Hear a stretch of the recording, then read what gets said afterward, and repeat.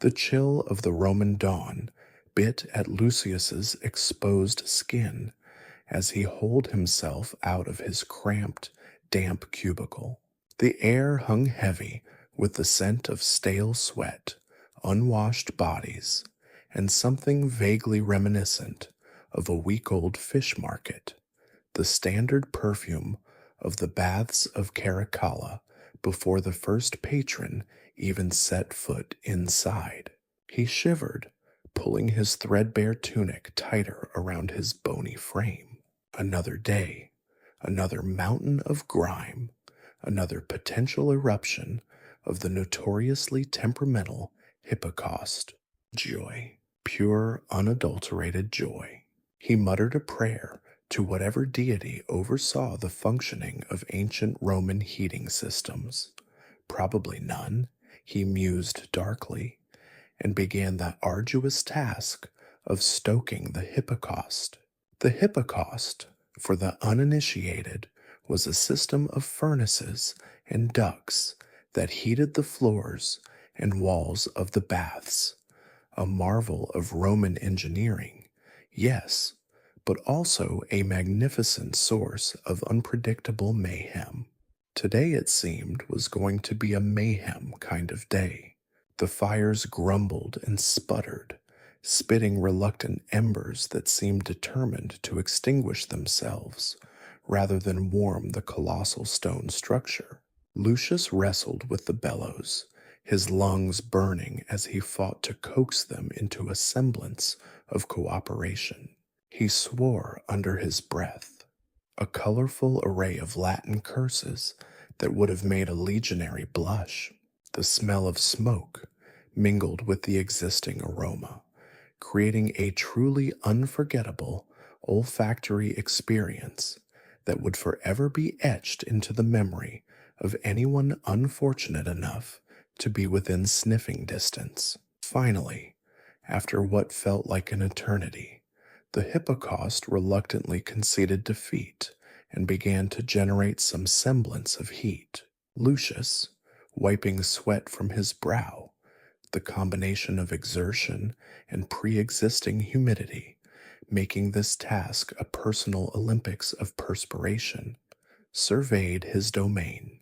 The baths were still eerily quiet, the echoing silence broken only by the occasional drip from a leaky pipe, a constant reminder of the infrastructure challenges inherent to maintaining such a colossal public facility. It wasn't the lack of heat that truly bothered Lucius, though. It was the anticipation of the relentless stream of patrons that would soon descend upon him, each one demanding his attention, his skill, and most importantly, his strigil. The strigil, that infamous curved metal scraper, was the ball-kneader's most indispensable and least favorite tool. It was used to scrape the grime, sweat, oil, and assorted other bodily fluids from the patrons' bodies, a process Lucius referred to as artistic exfoliation, only in the darkest, most sarcastic recesses of his mind. The first few patrons were relatively docile, a group of weary laborers, a couple of gossiping housewives, and a surprisingly clean-cut legionary, a rarity. Lucius handled them with practiced efficiency, his movements economical and precise. He'd developed a system, a carefully choreographed dance of scraping and scrubbing, honed over years of enduring the peculiar odors and less than appetizing bodily detritus that seemed to cling to the Roman populace like a stubborn rash. Then came the senator. Lucius groaned internally. Senator Valerius was notorious for his extravagant demands, an even more extravagant sense of entitlement. He approached the baths like a conquering general surveying newly acquired territory, his gaze sweeping across the room with the arrogance of a man who had probably never experienced a day of honest toil in his life. Lucius, Valerius boomed, his voice echoing through the suddenly less quiet bathhouse. My usual treatment, and be quick about it. I haven't got all day to bask in my own magnificence. Lucius plastered a smile onto his face, a smile that would have looked more natural on a gargoyle. He knew the routine by heart. First, the copious amounts of olive oil, enough to lubricate a chariot race, slathered liberally across Valerius's ample frame. Then, the freshly plucked laurel wreath, carefully positioned atop the senator's balding pate, where it sat precariously, resembling a wilting crown. Finally, the imported Falernian wine, served in a silver goblet, which Valerius proceeded to sip with the languid grace of a man who believed himself to be a god amongst mortals. The actual bath itself was a less than graceful affair. Senator Valerius seemed to have mistaken the bath for a private wrestling match, splashing water, creating mini tidal waves in his wake. Lucius, armed with his strigil, patiently endured the chaotic performance, scraping away the olive oil, the sweat, the dead skin, and the faint whiff of something suspiciously resembling garlic. He silently cursed the senator's fondness for strong cheeses and the lack of effective ventilation in the baths. After what felt like an eternity, Valerius emerged from the bath, his skin slick with oil and radiating self-satisfaction. Lucius, meanwhile, was practically submerged in the residue of the senator's soak. The mountain of used strigils sat before him, a testament to the sheer volume of bodily fluids he'd just removed from one man. He contemplated the philosophical implications of his existence, briefly wondering whether the afterlife offered a less physically demanding career path. The cleanup, as always, was the true trial. The sheer amount of accumulated grime was staggering. Lucius tackled the task with a grim determination, his movements like a well-practiced warrior fighting a particularly stubborn enemy. It was a battle fought with sponges, buckets, and an arsenal of increasingly potent cleaning agents, a struggle against stubbornly clinging filth that seemed to mock his every effort. And then came the eruption, a colossal geyser of sewage spewing forth from a poorly maintained drain erupted into the bathhouse.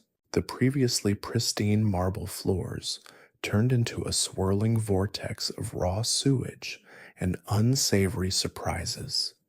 A truly catastrophic moment in the already questionable hygiene history of the Baths of Caracalla.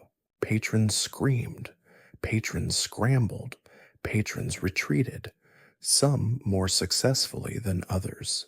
Lucius, amidst the chaos, felt a wave of despair wash over him. This, he thought, was the straw that would break the camel's back. This was the day that he'd finally lose his mind, pack his bags, and pursue a life dedicated to something far, far cleaner than the removal of other people's bodily fluids. He surveyed the scene, a mix of bewilderment and grim acceptance etched onto his face. The day was far from over, and he had a feeling it was going to be a memorable one for all the wrong reasons. As the sun began to set, casting long shadows across the now thoroughly polluted baths, Lucius slumped against the wall, exhausted but strangely unbowed. Another day done, another survival story etched into the annals of his surprisingly eventful life as a ball-kneader. The only reward he received for the day's effort was a slightly less foul-smelling sponge. He sighed. Tomorrow was another day, and another shower of, well, let's not dwell on it. The senator, Valerius, a man whose physique suggested a fondness for fine dining and an aversion to physical exertion, arrived with the air of a conquering emperor. His toga, a pristine white that screamed of recent laundering by someone else, undoubtedly, billowed behind him like a silken sail catching a gentle breeze. He surveyed the scene with an expression that could only be described as disdainful amusement, his eyes flitting over the other patrons as if they were so much inconvenient furniture. Lucius, already dreading the ordeal, forced a smile onto his face that felt as natural as a hippopotamus attempting ballet. Senator Valerius, he began, his voice betraying none of the inner turmoil currently raging within him. A pleasure to see you. What can I do for you today? Lucius, Valerius boomed, his voice echoing slightly in the surprisingly spacious bathhouse. Prepare me for the most exquisite of soaks. You understand, naturally. His tone brooked no argument. Lucius nodded, fighting the urge to roll his eyes. The most exquisite of soaks, usually translated into a Herculean cleaning effort, the details of which were best left to the imagination. He began by fetching the olive oil, not just any olive oil, mind you, but the finest grade, imported from some distant, sun-drenched olive grove, whose location Valerius could probably not have pinpointed on a map. The quantity was enough to grease a legion's war machines, a fact that did not escape Lucius's notice as he poured the glistening liquid into a large amphora. Next came the laurel wreath. Not just any old laurel wreath. Oh no, this one was freshly plucked, its leaves still gleaming with an almost unnatural vibrancy.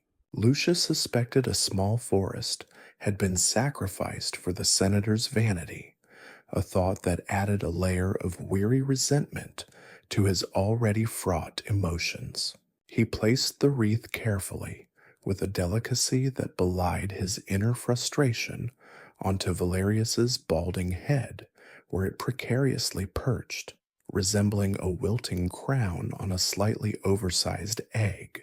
And finally, the wine. Not the cheap, watery stuff served to the plebs, but the finest Falernian, aged to perfection in some dimly lit cellar, and served in a silver goblet that probably cost more than Lucius's entire yearly salary. Valerius accepted the goblet with a flourish, swirling the amber liquid before taking a slow, deliberate sip, his expression one of serene contentment. Lucius internally groaned. The senator's enjoyment was in direct proportion to the amount of work it would take to clean up the inevitable spillage. The bath itself was an exercise in controlled chaos. Valerius seemed to regard the water as a personal sparring partner, splashing and churning with the enthusiasm of a child in a paddling pool. Waves lapped against the sides of the basin, threatening to flood the surrounding area. Lucius, armed with his strigil, maneuvered through the frothy chaos, dodging rogue splashes while meticulously scraping away the excess oil, sweat, and various other unidentifiable substances that clung stubbornly to the senator's skin. The senator, oblivious to his attendant's struggles, continued his aquatic performance, occasionally punctuating his splashing with loud pronouncements about the state of the Republic and the incompetence of his rivals. Lucius, meanwhile, focused on the task at hand, his mind a whirlwind of philosophical musings on the inequities of Roman society and the questionable hygiene practices of the political elite. He envisioned himself writing a tell-all memoir titled My Life Scraping the Grime from the Great and the Good, a title that he felt carried a certain literary gravitas, even if the actual subject matter might not be considered highbrow. Once Valerius had finally concluded his rather theatrical aquatic display, Lucius began the monumental task of cleaning the senator. It was a process involving multiple sponges, buckets of hot water, and a surprisingly potent mixture of cleaning agents, all employed with the precision of a seasoned surgeon performing a particularly delicate operation. The amount of grime removed was astonishing, a testament to Valerius's apparent belief that regular bathing was an unnecessary extravagance. Lucius reflected on the irony. The man who spent his days legislating on public sanitation seemed remarkably unconcerned with his own personal hygiene. The aftermath of the senator's soak was a spectacle in itself. The bath, once a pristine expanse of marble, was now a scene of utter devastation. The sheer volume of olive oil, sweat, and various other bodily fluids left a film of greasy residue that would require hours of painstaking scrubbing to remove. Lucius surveyed the scene, a mixture of weariness and quiet rage etched onto his face. He picked up one of his many used strigils, a testament to the sheer effort involved in cleaning the senator, and sighed. The thought of another senator arriving, or worse yet, a group of senators, was enough to make him consider feigning illness. He decided against it. Faking illness in a Roman bathhouse was about as effective as trying to stop a flood with a teacup.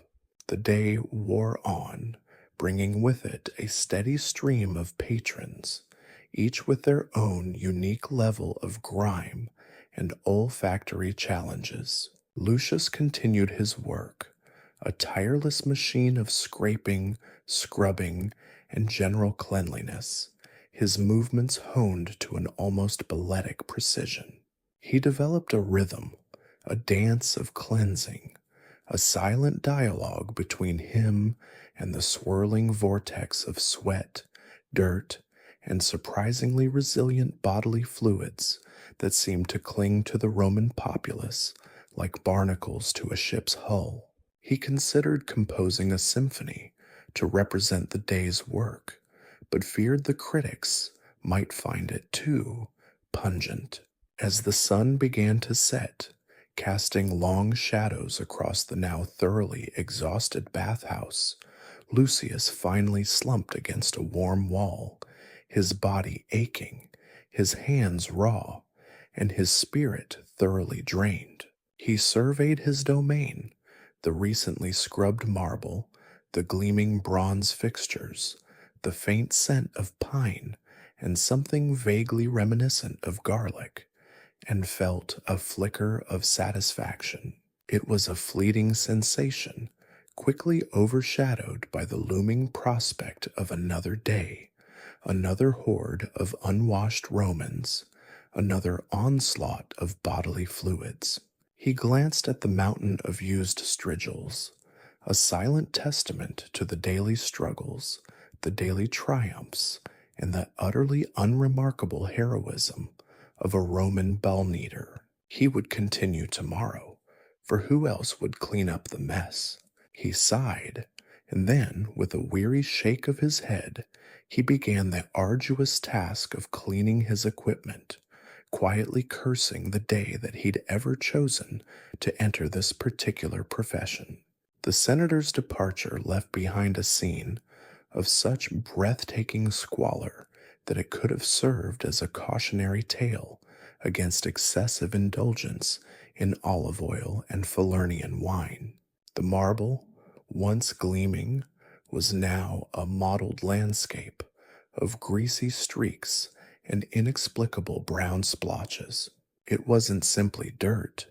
It was a complex tapestry of sweat, oil, and other substances best left to the imagination, a testament to the senator's vigorous and decidedly unclean aquatic ballet. Lucius surveyed the devastation.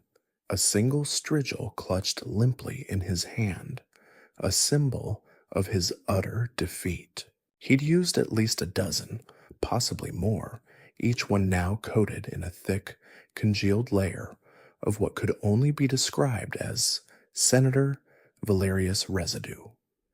The pile of discarded strigils, resembling a bizarre metallic sculpture of accumulated grime, was a silent testament to the sheer scale of the cleaning operation that lay ahead. He sighed, a sound that held the weight of centuries of Roman bathhouse attendants' collective despair. The task before him was not merely cleaning, it was archaeological excavation, the meticulous unearthing of a civilization buried beneath layers of senatorially produced filth. First, the oil.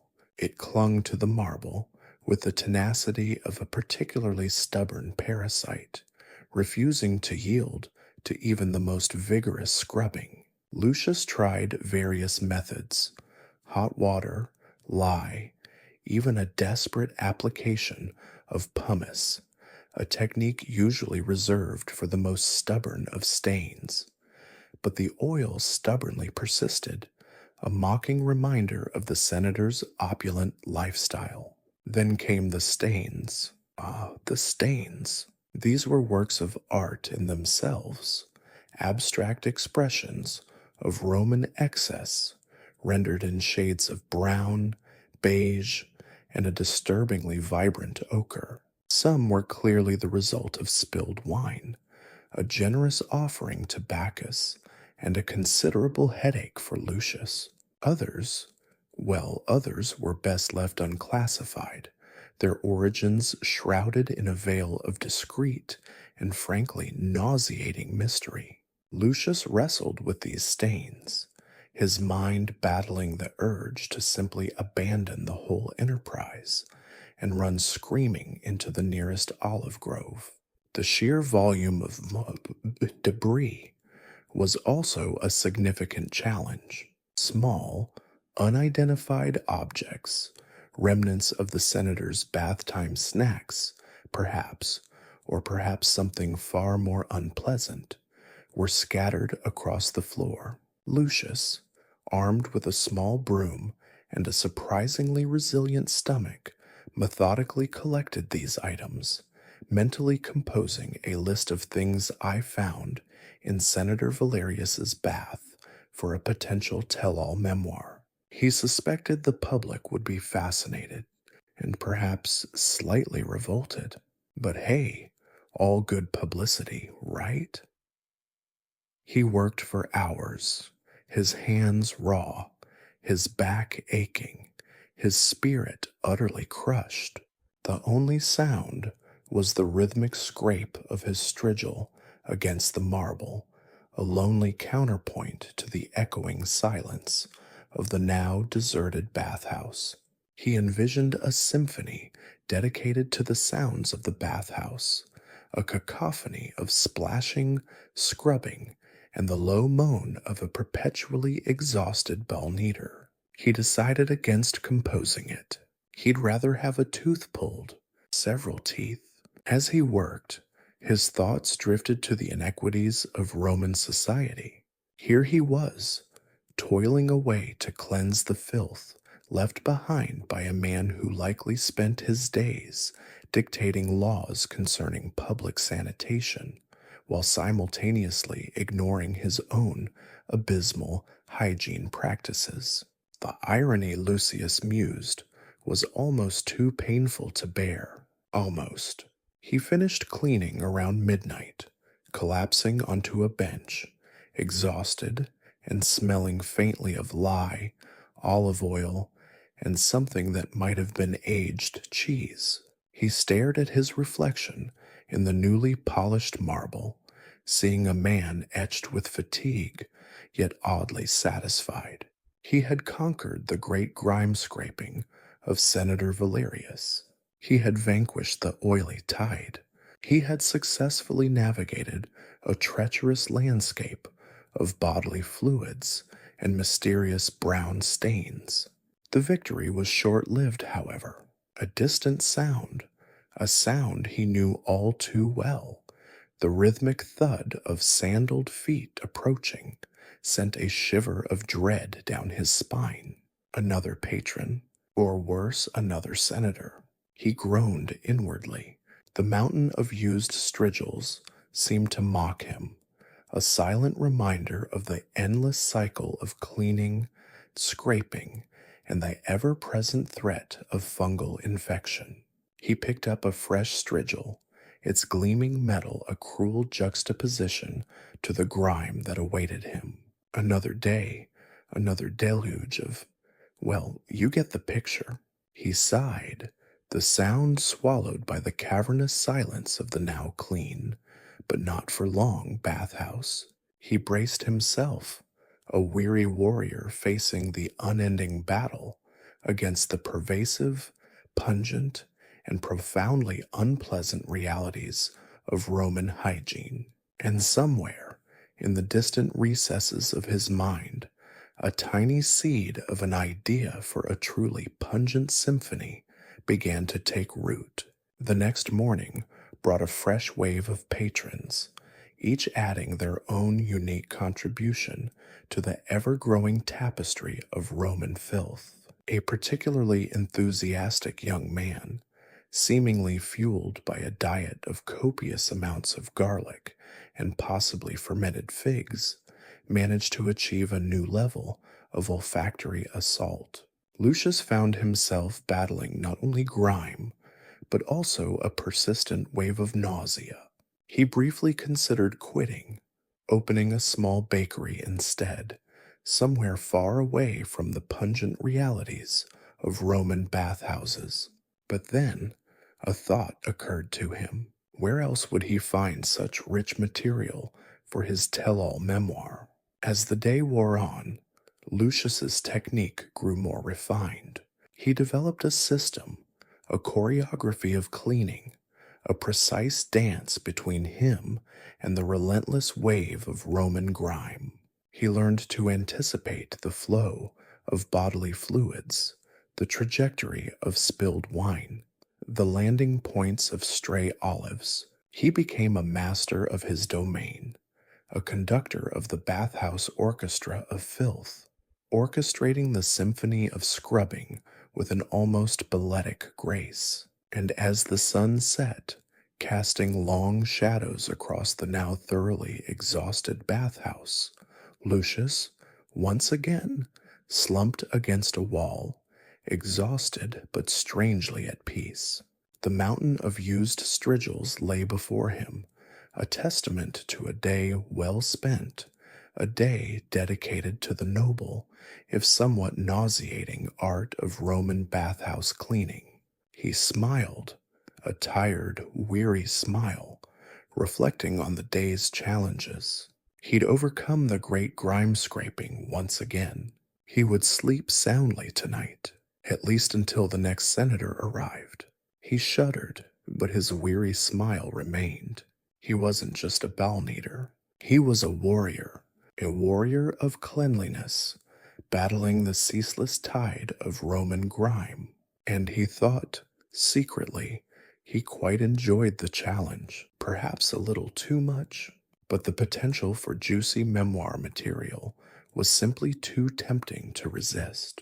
The afternoon sun cast long shadows across the mosaic floor, painting the already damp tiles in shifting hues of orange and purple. Lucius, having just finished wrestling with the lingering aroma of a particularly pungent patron, he suspected a diet heavy in cabbage and possibly something less savory, leaned against a pilaster, momentarily enjoying a sliver of peace. His strigil, miraculously clean for the first time that day, lay resting beside him. The air, thick with the usual mix of steam, sweat, and the faint undercurrent of something vaguely floral, the bathhouse's attempt at air freshener, a concoction of herbs and questionable ingredients, felt almost pleasant. Almost. Then the earth moved. Not a tremor, not a subtle shift, but a full blown eruption. A geyser of raw sewage, thick and brown, shot upwards from a drain near the frigidarium, spraying a fine mist of, let's just say, unpleasantness across the unsuspecting patrons. Shrieks of horror, punctuated by the surprisingly robust splash of Roman sandals meeting slick, sewage covered marble, filled the air. The carefully constructed illusion of Roman serenity shattered, replaced by the chaotic scramble of half naked senators, merchants, and legionaries trying desperately to avoid the unsavory deluge. Lucius, caught completely off guard, watched in stunned silence as the geyser reached its peak, then slowly subsided, leaving behind a glistening, fetid puddle that spread like a malevolent amoeba across the floor. He could practically taste the stench, a heady blend of decay, desperation, and a lingering hint of whatever culinary abominations had found their way into the city's drainage system. The scene was pandemonium. A portly senator, usually impeccably groomed, now sported a charming streak of sewage across his otherwise pristine toga. He bellowed a string of curses, his voice echoing in the suddenly less than sacred space.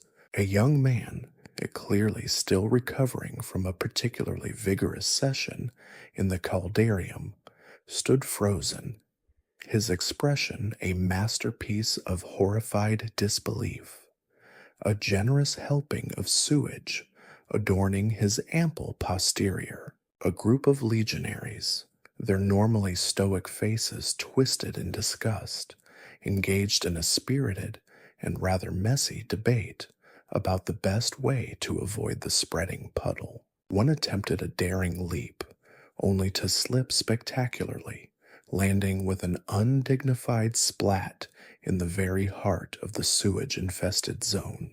Lucius, however, felt a strange calm descend upon him. This, he realized, was beyond the realm of his usual duties. This was an act of God, or perhaps a particularly malevolent act of the Roman plumbing system. It transcended the daily grind of scraping grime off the bodies of unappreciative patrons. It was a spectacle, a truly memorable moment in the annals of Roman bathhouse history. He even found himself vaguely amused. He pulled out his small notebook, a well-worn leather-bound book he kept tucked into his tunic, and began to jot down notes. Sewer geyser, magnitude 7 on the Roman filth scale, he wrote, adding a quick sketch of the senator's unfortunate toga incident. Potential for truly epic memoir material, immeasurable. The cleanup, of course, was a nightmare. The initial shock gave way to a flurry of frantic activity. The other Balneaters, initially paralyzed by the unexpected assault, sprang into action, armed with buckets, mops, and a level of determination that only a Roman faced with a truly disgusting mess could muster. The air filled with the sounds of splashing, scrubbing, and a chorus of muttered complaints about the inadequacies of the Roman public works system. The senator, having regained his composure and some of his dignity, was now barking orders, his voice cracking with a mixture of anger and nausea. Lucius, however, adopted a more measured approach. He knew that panic would only exacerbate the situation. He systematically assessed the damage, devising a strategic plan of attack.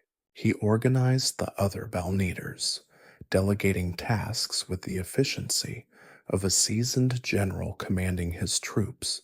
He even managed to salvage a few stray olives from the sewage-soaked floor, deciding they were probably still good enough for his supper. The task was Herculean. The sewage, thick and stubbornly clingy, refused to yield to simple scrubbing.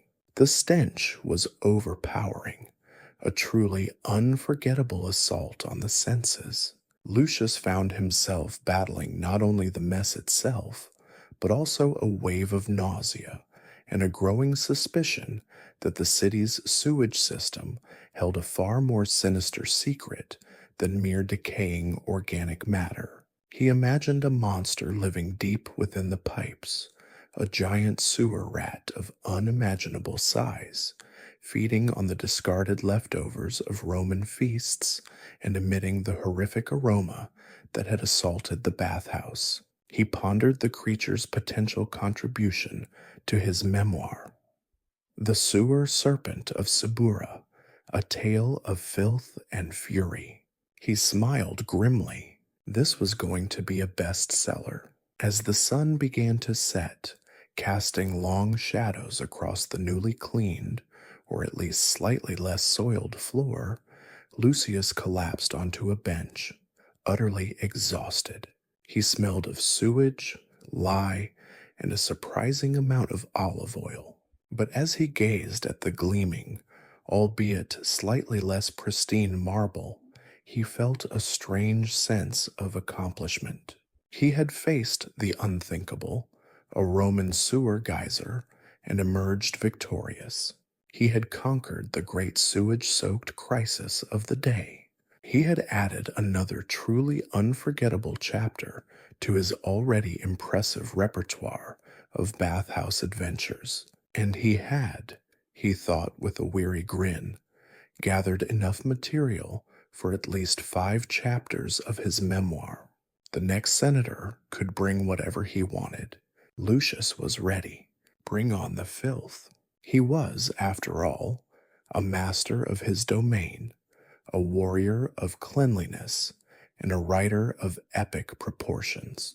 And he wouldn't miss it for the world. Or perhaps for a particularly pungent cheese. The possibilities were endless. The memoir would be legendary. The last patron, a particularly sweaty legionary with a surprisingly delicate complexion, finally lumbered out of the caldarium, leaving behind a trail of damp footprints that looked suspiciously like miniature puddles. Lucius, his back aching, his knees protesting, and his sense of smell permanently altered, let out a sigh that could have deflated a Roman war balloon. The day, he concluded, had been eventful. He surveyed the bathhouse, a scene of controlled chaos. The frigidarium, the scene of the morning's sewage geyser, was miraculously pristine, or at least as pristine as a Roman bathhouse could ever hope to be. The telltale stain of the senator's unfortunate incident had been scrubbed away, leaving only a faint, lingering aroma that suggested a blend of lye, sweat, and the faintest hint of despair. The tepidarium, with its lukewarm water and even more lukewarm atmosphere, was mercifully uneventful, save for a minor incident involving a runaway sandal and a particularly grumpy old woman who had taken exception to the fact that Lucius had used her favorite scrubbing brush. The caldarium, the heart of the bathhouse, where the heat was as intense as the gossip, had witnessed its fair share of drama. There had been the near drowning of a rather rotund merchant who, it turned out, couldn't swim, the heated debate between 2 philosophers over the proper temperature for a truly therapeutic soak, and the unfortunate incident involving a cracked amphora of olive oil, resulting in a cascade of slippery, fragrant chaos. Lucius began his nightly ritual, a methodical process of cleaning, disinfecting, and generally trying to restore some semblance of order to the chaotic landscape. He carefully swept the mosaic floor, his movements precise and economical, born of years of experience in navigating the slippery slopes of Roman hygiene. He emptied buckets of soapy water, the dark liquid reflecting the dim light of the setting sun like some murky, miniature universe. He scrubbed the benches, polished the marble, and generally wrestled with the lingering remnants of the day's assorted bodily fluids. As he worked, his mind drifted back to the events of the day. The sewage geyser, he reflected, had been a true highlight, or perhaps lowlight, of his career. It was certainly a story he would be telling for years to come, a tale that would undoubtedly feature prominently in his memoirs. He pictured the future book launch, a lavish affair complete with copious amounts of wine, and a reading that would leave the audience simultaneously horrified and enthralled. He would have to find a suitably dramatic title, something that captured the true essence of the event. The Great Suburban Spillage, perhaps, or a Roman bathhouse apocalypse. He paused, contemplating the implications of such an experience. It was more than just a messy incident. It was a comment on the realities of Roman life, on the haphazard nature of the city's infrastructure, the casual disregard for personal hygiene, and the ever-present threat of unsanitary conditions. The sewage geyser wasn't just sewage. It was a symbol, a potent metaphor for the inequalities of Roman society. The senators, with their fine togas and haughty demeanor, could afford to bathe in relative luxury, oblivious to the filth that lurked beneath their polished surfaces. But the ordinary citizens, the workers, the bonitas, they were the ones who dealt with the consequences, who lived in the shadow of the city's less than sanitary underbelly. Lucius considered his own position within this societal framework. He was, in essence, a cleanser of filth, a guardian against the grime, a silent witness to the daily dramas of Roman society. He was also, he noted with a wry grin, a member of the working class, an individual whose life was as messy, chaotic, and ultimately hilarious as the bathhouse itself. The final task of the night was the stoking of the hypocaust, the complex underfloor heating system that kept the bathhouse warm. It was a delicate balancing act, requiring years of experience and a certain amount of intuition. Too much heat, and the entire structure risked collapsing. Too little, and the patrons would complain, their displeasure as potent as the lingering smell of old cheese. Tonight, as he adjusted the vents and tended to the smoldering embers, he thought about his life, his work, the absurdity of it all. He was a ball-kneader, a cleaner of other people's dirt, a witness to their most intimate moments, their sweat, their tears, and their often unpleasant bodily functions. He was a silent observer of Roman life, a chronicler of its oddities, its inconsistencies, and its undeniable ability to generate truly epic amounts of filth. Yet, despite the challenges, the frustrations, and the ever-present threat of fungal infections, he wouldn't trade his job for anything. Or perhaps for a comfortable retirement villa with a private bathroom and a reliable plumbing system. The thought made him smile. But then, that's where the real story ends, he thought, and the memoir begins. The real humor came in seeing the absurdity of it all, the chaos, the filth, and his own perseverance amidst it. As he finally locked up the bathhouse, the moon casting long, silvery shadows across the cobbled streets, Lucius felt a familiar sense of exhaustion, a deep weariness that settled into his bones. But mixed with the tiredness was a strange sense of satisfaction. He had survived another day, another deluge of sweat, steam, and sewage. He had faced down senators, philosophers, and the occasional runaway sandal. He had conquered the impossible, the near drowning merchant, the cracked amphora of olive oil, and of course the infamous sewage geyser. He walked home, the scent of night-blooming jasmine mingling with the lingering aroma of lye and something vaguely fecal. He pictured the book cover, perhaps a sketch of the sewage geyser itself, erupting in a glorious fountain of filth. The title would need careful consideration, something punchy, something memorable, something that captured the essence of his life as a Balneater. Days of filth and glory. A Balneater's tale, maybe? Or From Strigil to Sewer, an unexpected Roman memoir. He chuckled at the thought. The book would be a bestseller. The sheer volume of material was staggering. He had already documented the temperamental hypocaust, the questionable bathing habits of the Roman elite, the surprisingly creative uses of strigils, and of course, the unforgettable sewage geyser. He couldn't wait to get started on the next chapter, the one about the time a drunken senator had attempted to wrestle a goose in the caldarium. That one, he suspected, would be even better.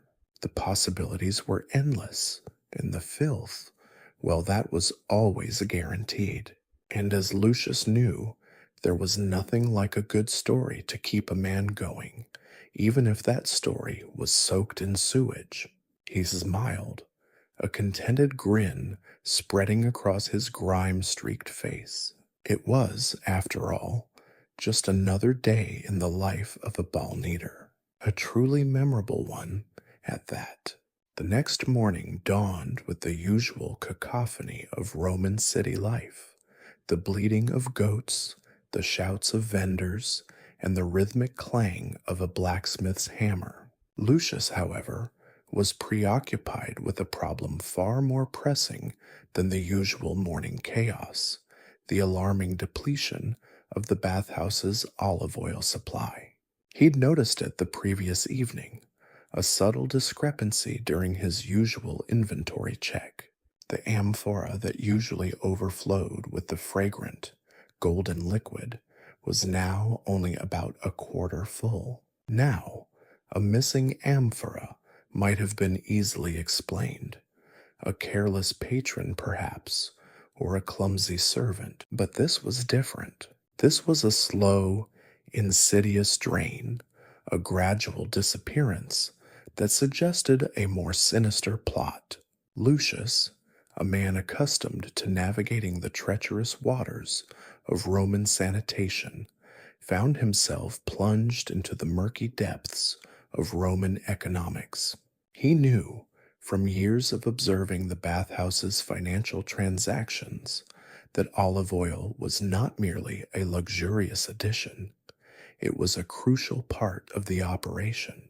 It lubricated the weary limbs of the patrons, it softened their rough skin, and it formed the base of many a soothing massage, though the soothing part often depended heavily on the temperament of the masseuse. A shortage meant only one thing: trouble. His first port of call was the bathhouse manager, a portly man named Flavius, who possessed a perpetually worried expression and a suspicious fondness for gambling. Flavius, after several minutes of fidgeting and a suspiciously detailed explanation of his recent losses at the dice tables, admitted that he had indeed noticed the dwindling olive oil supply. He'd chalked it up to increased patronage, but a quick glance at the accounts told a different story. The number of patrons hadn't increased significantly. The oil consumption, however, was inexplicably high. The investigation began, a comical affair that quickly morphed into something akin to a Roman noir detective story. Lucius, armed with nothing but his keen observation skills, a worn strigil, and a suspicious amount of leftover soap, embarked on a quest to uncover the truth. His first clue came in the form of a small, almost invisible scratch on one of the oil amphorae. It was barely visible, but to Lucius' experienced eye, it suggested the use of a specific type of scraper, one favored by a particularly unscrupulous merchant known for diluting his olive oil with cheaper, low-grade substitutes. This merchant, a shifty character named Crispus, operated out of a cramped stall near the Forum.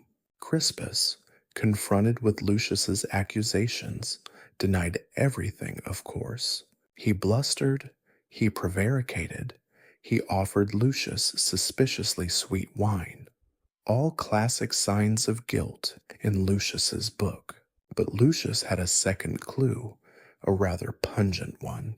He'd noticed a faint, lingering scent in the bathhouse's storeroom, a peculiar mix of olive oil and something nutty. Upon further investigation and a significant amount of sniffing, he realized that the nutty scent was coming from the oil itself, suggesting Crispus's claim of pure olive oil was, shall we say, exaggerated. His investigation took him through the labyrinthine alleys of Rome, a journey filled with encounters with shady characters, dubious deals, and near misses with runaway chariots. He discovered, through a network of informants, mostly disgruntled street sweepers and gossip-loving laundresses, that there was a fierce competition amongst the city's balneaters for the best olive oil. It seemed that the superior quality of the oil wasn't just a matter of luxury, it was a key factor in attracting customers, hence the motive for the oil vanishing act. The next part of the investigation involved a surprising amount of paperwork. Lucius was used to dealing with the bodily fluids of Roman citizens, but Roman accounting practices proved just as messy. He unearthed the bathhouse's ledgers, ancient brittle scrolls covered in faded ink and what appeared to be wine stains. The records, after days of painstaking decipherment, and several near-blind moments from staring at the faded ink for too long, revealed a pattern of discrepancies. Smaller amounts of oil were regularly being written off as spillage, evaporation, and mysterious disappearances. It was a blatant case of embezzlement, though one masked by the chaotic nature of Roman bookkeeping. Lucius, a man of action rather than paperwork, discovered a talent for deciphering ancient documents. He could almost smell the desperation of the writer attempting to cover their tracks. He had a sense for the little tricks used to hide financial shenanigans. Armed with his evidence, the scratched amphora, the nutty-smelling oil, and the suspicious accounting practices, Lucius confronted Flavius, his initial denial crumbling like a poorly baked loaf of bread, confessed he hadn't been stealing the oil for his own personal use, but rather he had been bribed by a rival bathhouse owner to sabotage their competitor's supply. It was a corporate espionage plot of epic proportions, played out in the steamy, soapy atmosphere of Roman bathhouses. The final chapter of Lucius's investigation culminated in a rather dramatic confrontation at the rival bathhouse. He discovered the pilfered oil hidden in a secret compartment behind a particularly ornate mosaic depicting a rather unconvincing scene of Olympian athletes. The rival owner, a pompous man with a comb-over that defied gravity, was caught red-handed, so to speak. The matter, of course, didn't end with a dramatic arrest. Roman justice, like Roman sanitation, was often haphazard and unpredictable. However, the olive oil conspiracy did end with Lucius receiving a significant bonus for his detective work. More importantly, he secured the bathhouse's olive oil supply, safeguarding its smooth operations and his position as the bathhouse attendant and amateur detective. The case, he reflected, served as a potent reminder of the unexpected complexities hidden beneath the surface of daily Roman life, a life as rich and varied as the myriad scents and smells that permeated the city, from the fragrant olive oil to the less fragrant, well, everything else. His experiences, from the sewage geyser to the olive oil conspiracy, were truly unique stories, the kind that would make his memoirs a real page-turner. Though he might skip the parts about the excessive scrubbing, some details, after all, were best left untold.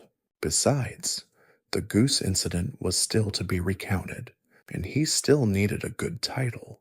The olive oil crisis, while momentarily diverting, was quickly overshadowed by a far more pressing and frankly far more disgusting problem.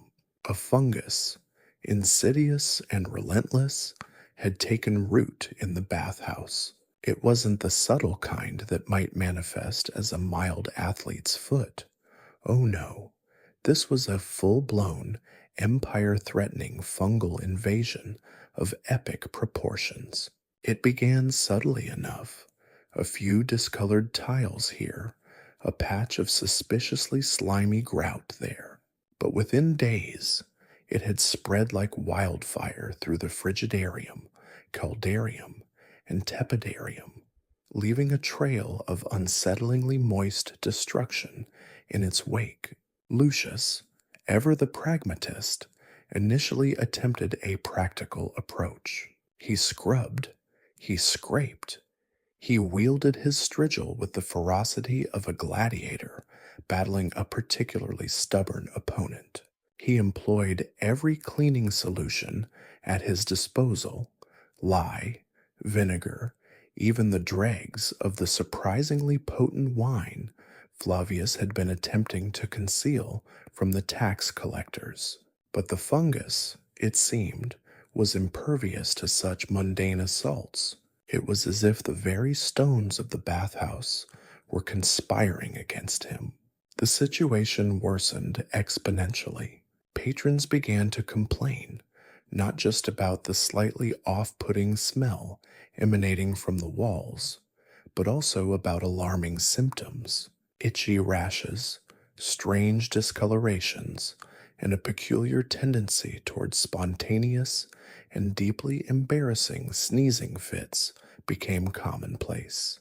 The once boisterous atmosphere of the bathhouse was replaced by a subdued murmur of complaints and the rhythmic sniffling of the afflicted. Flavius, naturally, was beside himself. The prospect of closure, even temporary, filled him with a terror that rivaled only his fear of the tax collectors and his gambling debts. Lucius, meanwhile, found himself facing a crisis that transcended mere cleaning. This was a matter of public health and potentially his livelihood. He delved into the dusty scrolls of ancient Roman medical texts, a task that proved far more challenging than his previous foray into Roman accounting.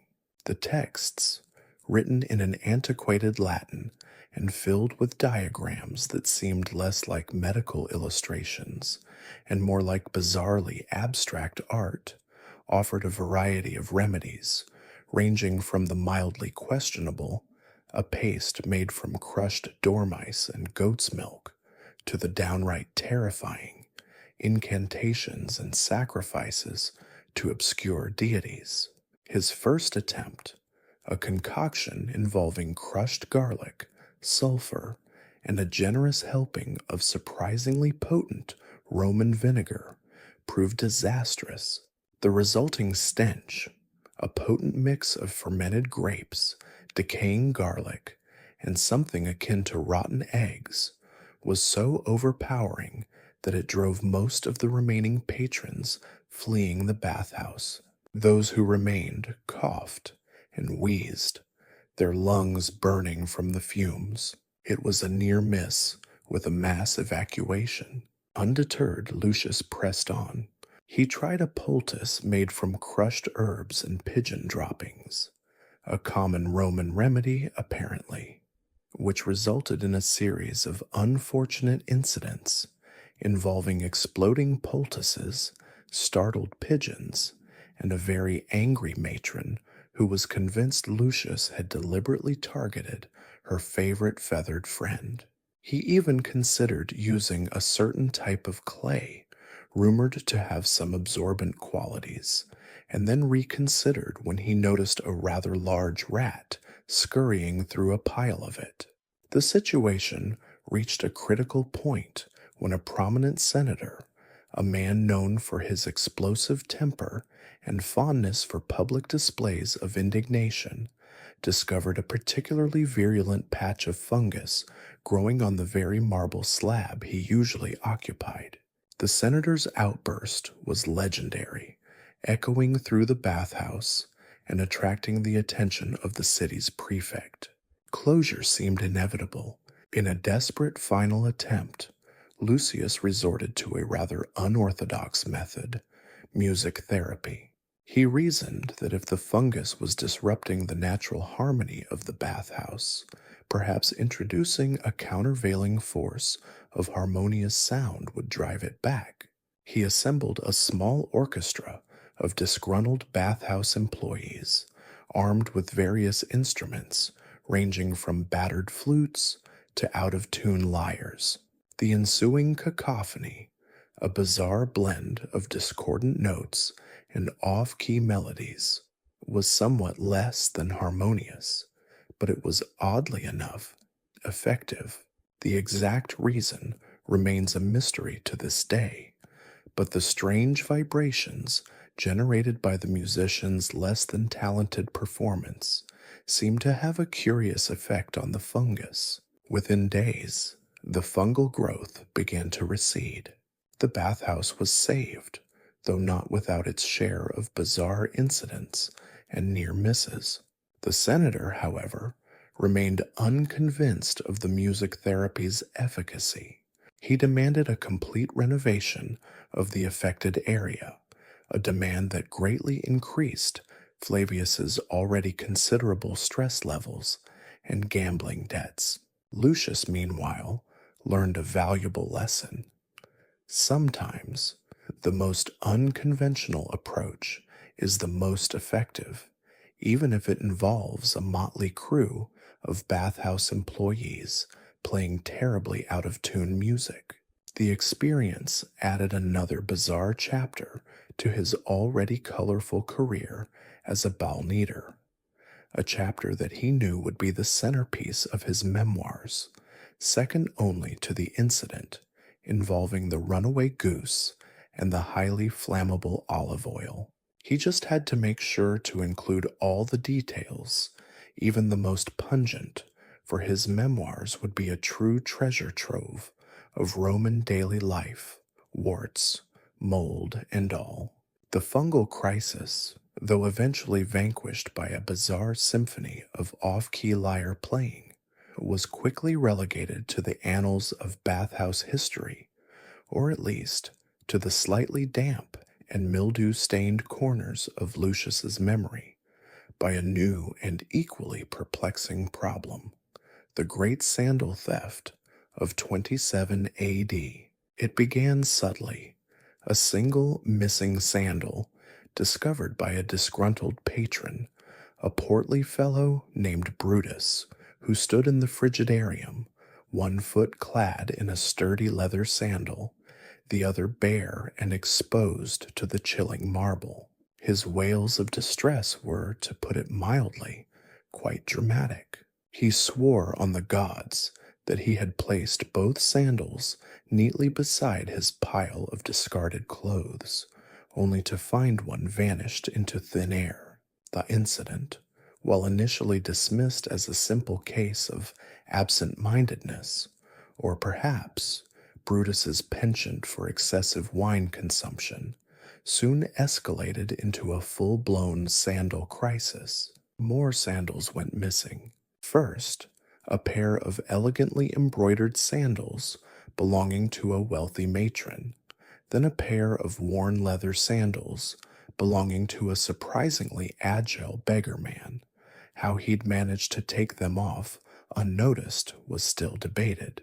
The thefts continued in a sporadic and unsettling pattern, feeding an atmosphere of suspicion and finger pointing that far outweighed the stench from the previous fungal outbreak. Lucius, already stretched thin from the aftermath of the musical fungus fiasco, found himself thrust into the role of reluctant detective. Flavius, ever the pragmatist, when not engaged in questionable gambling ventures, saw the sandal situation as a threat to the bathhouse's reputation, and thus its profits.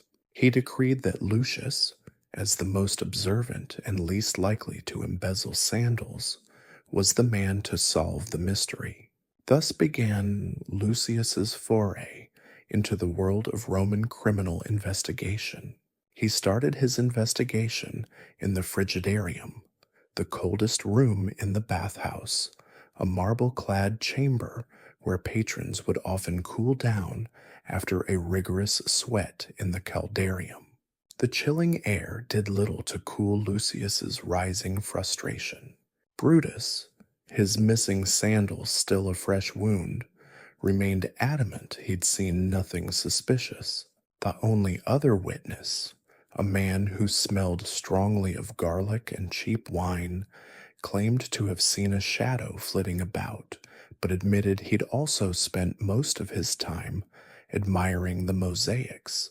The tepidarium, the room of moderate temperature, yielded little more success. Here, patrons lounged on marble benches, enjoying conversation and the soothing warmth. Lucius interviewed a series of rather uncooperative bathers, each with their own unique and, in several instances, extremely questionable hygiene habits. A particularly pungent individual sporting a magnificent mustache, which appeared to house a small colony of questionable insects, insisted the thief had to be a ghost, given the supernatural nature of the sandal disappearances. The caldarium, the hottest room, was a sauna-like chamber where patrons worked up a sweat. The intense heat and steam, however, rendered most of the patrons rather disoriented, adding another layer of difficulty to Lucius's investigation. One bather claimed he'd seen a large, shadowy creature lurking in the corners. Lucius immediately began to suspect that the ghost hypothesis might have legs. Perhaps they might even be wearing sandals.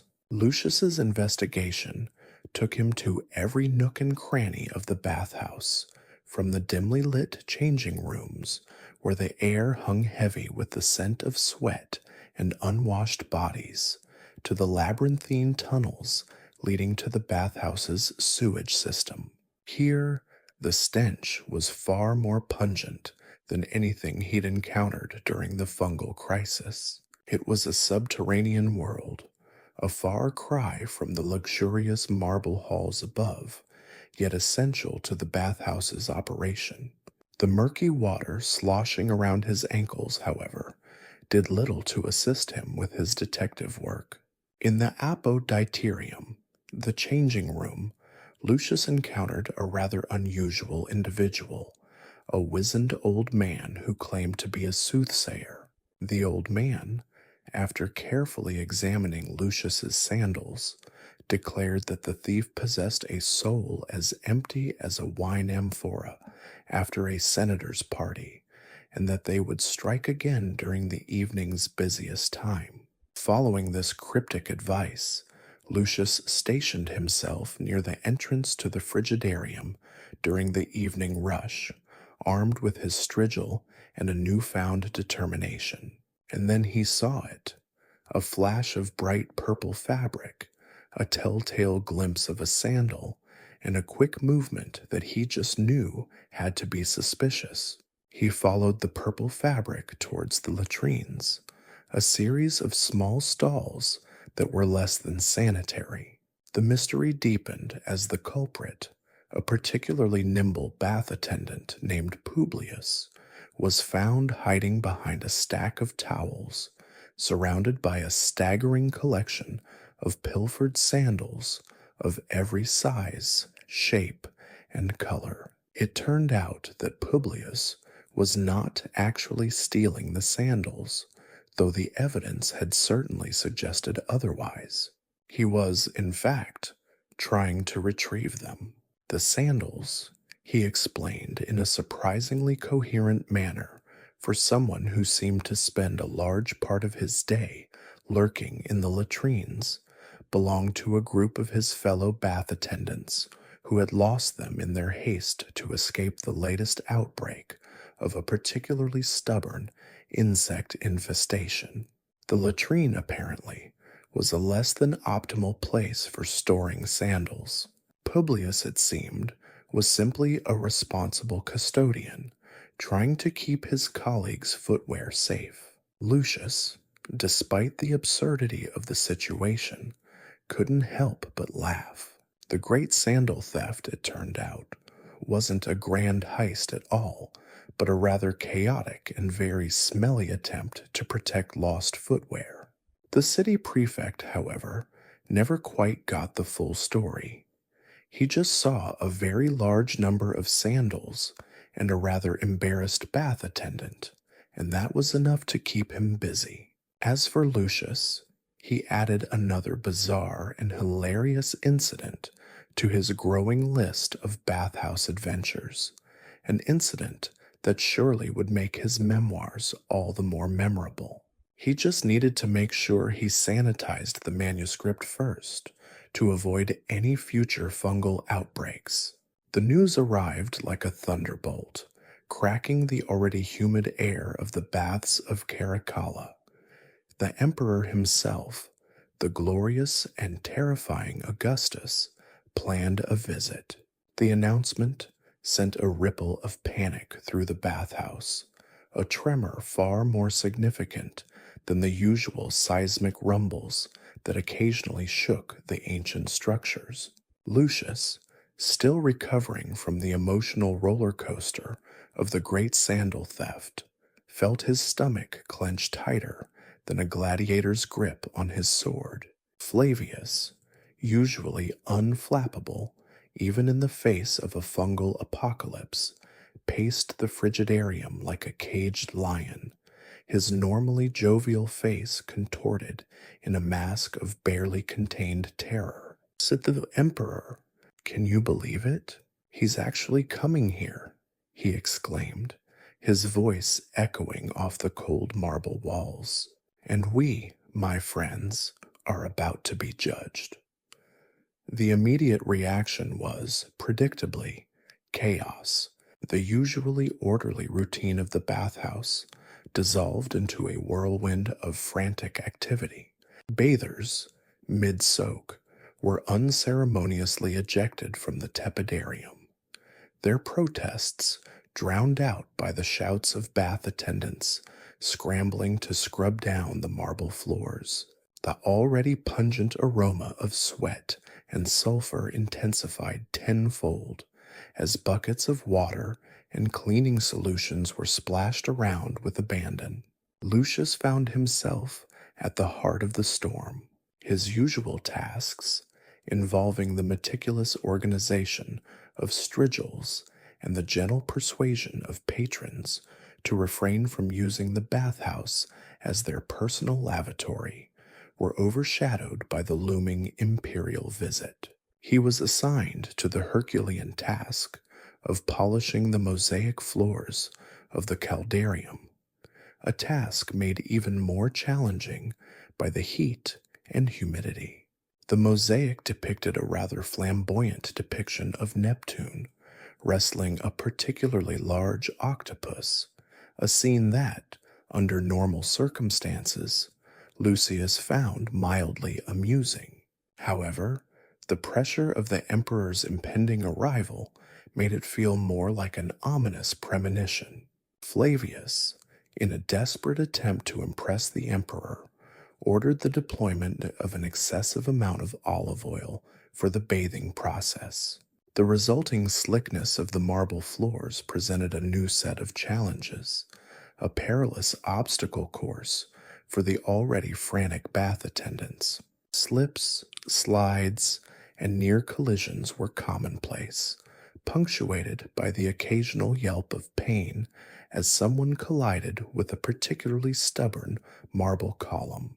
The apoditerium, the changing room, was transformed into a whirlwind of activity. Bath attendants wrestled with piles of damp towels, desperately trying to restore order to the chaotic piles of clothing, sandals, and other personal effects left by the patrons. One unfortunate attendant, attempting to organize a particularly tangled heap of togas, managed to accidentally wrap himself in the garment, ending up resembling a particularly flamboyant mummy. The sight, however, provided a brief moment of levity amidst the otherwise tense atmosphere.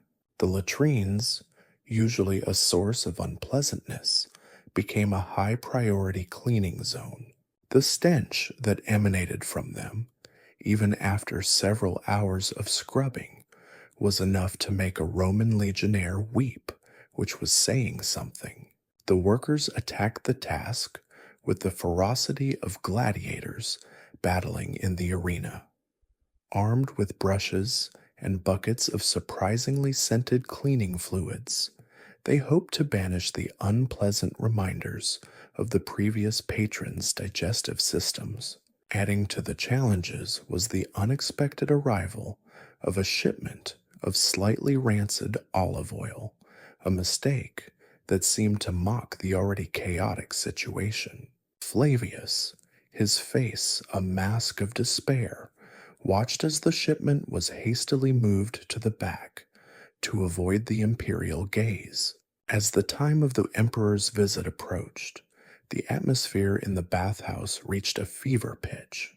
Each passing moment was filled with an intensity normally reserved for the final moments of a gladiatorial combat. The air buzzed with nervous energy, the sound of frantic scrubbing and panicked whispering filling the usually bustling space. Finally, the moment arrived. The sound of approaching chariots shattered the hushed anticipation, signaling the emperor's arrival.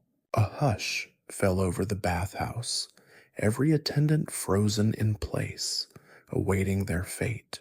Augustus, surrounded by his praetorian guard, entered the frigidarium, his gaze sweeping across the meticulously cleaned marble floors, the polished mosaics, and the suddenly spotless walls. To Lucius's immense relief, the emperor seemed pleased, or at least, he didn't visibly express his displeasure, a testament to the bathhouse staff's frantic efforts.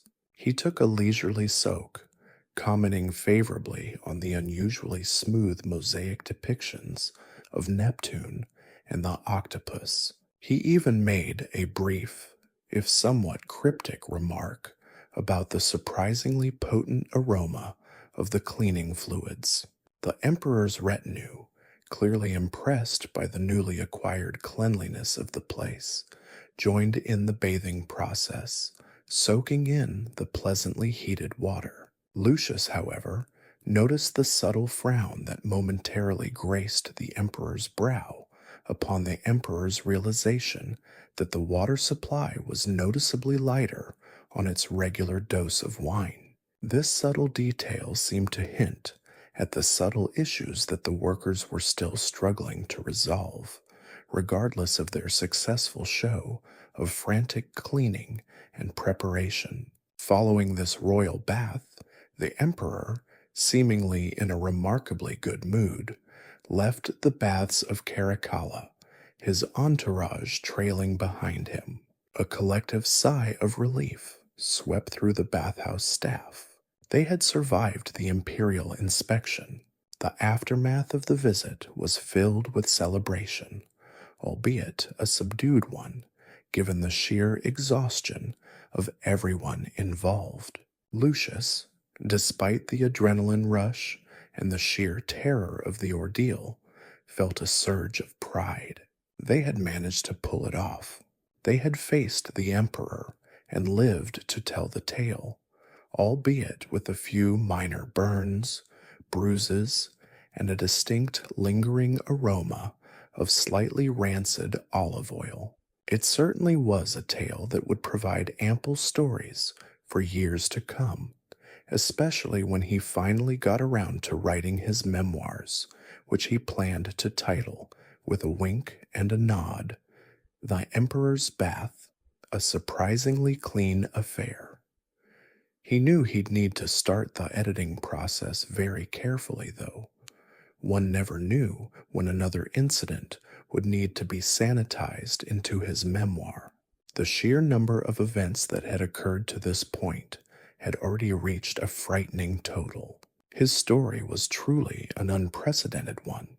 The life of a Balneater, he realized with a weary but satisfied smile, was never dull. The Emperor's departure wasn't just the end of a terrifying ordeal. It was the beginning of something unexpected, a golden age of sorts for Lucius and the Baths of Caracalla. Augustus, it turned out, was a man of simple pleasures. He appreciated cleanliness, yes, but he also appreciated efficiency, and he had witnessed, albeit indirectly, the chaotic ballet of effort that had transformed the baths from a slightly squalid haven into a gleaming palace of perspiration in a matter of hours.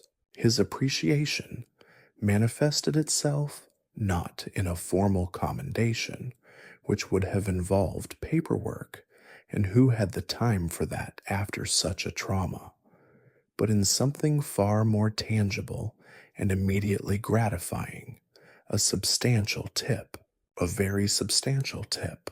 Lucius, still slightly trembling from the lingering adrenaline, watched as a hefty purse, practically overflowing with denarii, was delivered to Flavius by a flustered member of the emperor's retinue.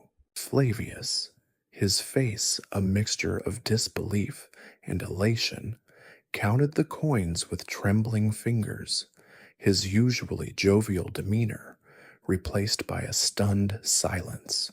The sum was astronomical, enough to buy several new sets of strigils, enough to replace the increasingly questionable quality of the olive oil, enough to maybe even, just maybe, afford a small, slightly less pungent goat for the occasional sacrifices meant to appease the fickle gods of plumbing. The sharing of the bounty was, unsurprisingly, fraught with the kind of petty squabbling one might expect from a group of people who spent their days dealing with other people's bodily fluids. Arguments erupted over the precise distribution, the more senior attendants naturally claiming a larger share, while the younger ones grumbled about the inequities of the Roman system, which, let's face it, was pretty inequitable even by ancient standards. Lucius, ever the peacemaker, suggested a system based on the number of emperor-approved mosaics scrubbed. He'd single-handedly polished half of Neptune's tentacled foe, which was met with grudging acceptance and the faint whiff of suspiciously strong wine being smuggled into the locker room. Once the distribution was finally settled, and the after effects of the strong wine had been somewhat dealt with, Lucius made a beeline for the nearest merchant, his heart pounding with anticipation. He'd spent years using strigils that were more akin to blunt instruments than tools of personal hygiene. their edges dulled by countless encounters with stubborn grime, and their handles splintered from years of enthusiastic scrubbing. His dreams were filled with gleaming, perfectly shaped strigils, their bronze surfaces polished to a mirror sheen, poised to effortlessly glide across the skin of his patrons. Even the particularly grumpy senators, who believed that their elevated social standing exempted them from basic personal hygiene. He emerged from the merchant's shop, clutching a bag full of gleaming new strigils, their elegant curves promising an era of unparalleled efficiency. And dare he dream it, comfort. The old ones, worn and battered, were ceremoniously thrown into the ever-hungry maw of the refuse pit, an offering to the gods of sanitation and a symbolic farewell to a chapter of his life punctuated by the constant threat of splinters and the unfortunate realities of scraping off other people's unmentionables. He'd even bought himself a new, sturdier pair of sandals. The following days were a blur of activity, but a good kind of blur. The newly acquired wealth had predictably sparked a wave of minor improvements throughout the bathhouse. Flavius, emboldened by the emperor's favor, managed to secure a better deal on olive oil. The rancid stuff was quietly donated to the city's less discerning oil lamp manufacturers. The water supply, while still not quite reaching the wine-infused glory of its peak years, was at least free of suspicious sediment and the occasional errant frog. Even the latrines, though still radiating a certain air of distinguished antiquity, underwent a thorough cleaning and some minor, but vital, structural improvements. The newly improved ventilation system, which involved a series of cleverly positioned vents and a network of pipes that mysteriously channeled the less pleasant aromas towards the neighboring gladiatorial school, represented a breakthrough in Roman sewage technology. It was a less smelly achievement that required the collaboration and cooperation between the several teams who had previously engaged in a series of silent, intensely competitive cleaning competitions. Lucius, however, found himself focusing on the smaller details. With his new strigils, he achieved a new level of efficiency, gliding across his clients' backs with practiced ease, transforming the act of scraping grime from the human body into a quasi-artistic performance. He even developed a signature technique, a spiral motion that was both effective and aesthetically pleasing, earning him appreciative nods from even the most curmudgeonly of patrons. He started to notice a subtle change in the atmosphere of the baths. The staff, buoyed by the emperor's approval and the windfall of cash, worked with renewed enthusiasm, even managing to maintain a surprisingly pleasant level of cooperation. The petty squabbles diminished, replaced by a grudging camaraderie forged in the fires of imperial scrutiny and generously oiled marble floors. Even the usual sewer geysers seemed less frequent, perhaps due to improved maintenance or a higher level of collective prayer. Lucius's memoirs, tentatively titled The Emperor's Bath, a surprisingly clean affair, were slowly taking shape in his mind. He found that the stories were starting to flow far more freely than the sewer waste under the baths, and the experience had provided him with a wealth of material that he'd meticulously documented in his diary, keeping a running log of the most peculiar accidents, the most egregious displays of Roman hygiene, and the most comical mishaps involving togas and strigils. He knew that this sense of order, however, could not last forever. The capricious nature of the Roman Empire, the ever-present threat of fungal infections, and the inevitable return of the rancid olive oil ensured that life as a balneater would remain a lively, if somewhat pungent, adventure. But for now, basking in the glow of imperial approval and the smooth sheen of his new strigils, Lucius felt a quiet sense of satisfaction. He had faced the emperor, conquered the grime, and emerged victorious, at least for now, and with a healthy bank balance. He raised a glass of moderately watered down wine to his own success, a toast to the resilience of the human spirit and the unexpectedly lucrative nature of cleaning up after the Roman elite. The future, like the Roman sewer system, might be unpredictable and occasionally overwhelming, but Lucius was ready. He had, after all, survived the emperor's bath, and that was an accomplishment worth celebrating, even if the celebration was accompanied by the faint aroma of slightly less rancid olive oil. The dawn broke, painting the Roman sky in hues of apricot and rose, a stark contrast to the usual gray-brown haze that perpetually hung over the Baths of Caracalla. For Lucius, this was not just another sunrise, it was the glorious arrival of his day off, a day unsullied by the stench of unwashed bodies, the incessant scraping of strigils, or the terrifying possibility of another imperial visit. A day, in short, for pure, unadulterated leisure. His initial plan was simple: a leisurely stroll through the forum, perhaps a spot of people watching, followed by a reasonably priced lunch of olives, bread, and something vaguely resembling cheese. This idyllic vision, however, quickly collided with the chaotic realities of Roman life. His first mistake was his sandals. He donned his finest pair, the new ones purchased with his share of the imperial bounty, a testament to his improved financial standing. These sandals, however, were not designed for the uneven cobblestones of Rome, and within minutes, Lucius found himself tripping over a stray dog, narrowly avoiding a collision with a heavily laden donkey cart.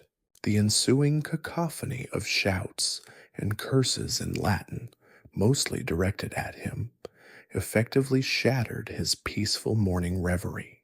The forum, far from being the serene space he'd envisioned, proved to be a maelstrom of activity. Vendors hawked their wares with a boisterous enthusiasm that bordered on aggressive, their cries blending into a cacophony that assaulted Lucius's ears. Children, seemingly immune to parental supervision, darted through the crowd like miniature human projectiles, while senators, their togas billowing in the breeze, engaged in heated debates that frequently escalated into near fistfights. Lucius's attempt to observe the populace from a safe distance went spectacularly awry when he inadvertently stumbled into a group of philosophers engaged in a passionate discussion on the merits of Stoicism. He attempted a polite retreat, but was promptly engaged by a particularly enthusiastic philosopher who insisted on explaining his theory on the relationship between virtue and the proper disposal of waste, a topic that Lucius felt far less qualified to discuss than he actually was. His escape involved a sudden, unplanned sprint through the bustling marketplace, a maneuver that resulted in several near collisions, a shattered amphora of questionable wine, and the temporary acquisition of a stray chicken that became inexplicably attached to his toga. The chicken, a plump bird with an aggressive disposition, pecked relentlessly at his leg, its frantic clucking adding another layer to the already chaotic soundtrack of his day. His attempt at a simple lunch proved equally challenging.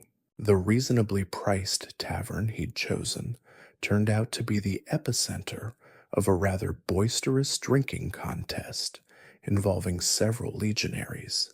Their boisterous laughter and increasingly slurred pronouncements rendering any attempt at peaceful dining impossible.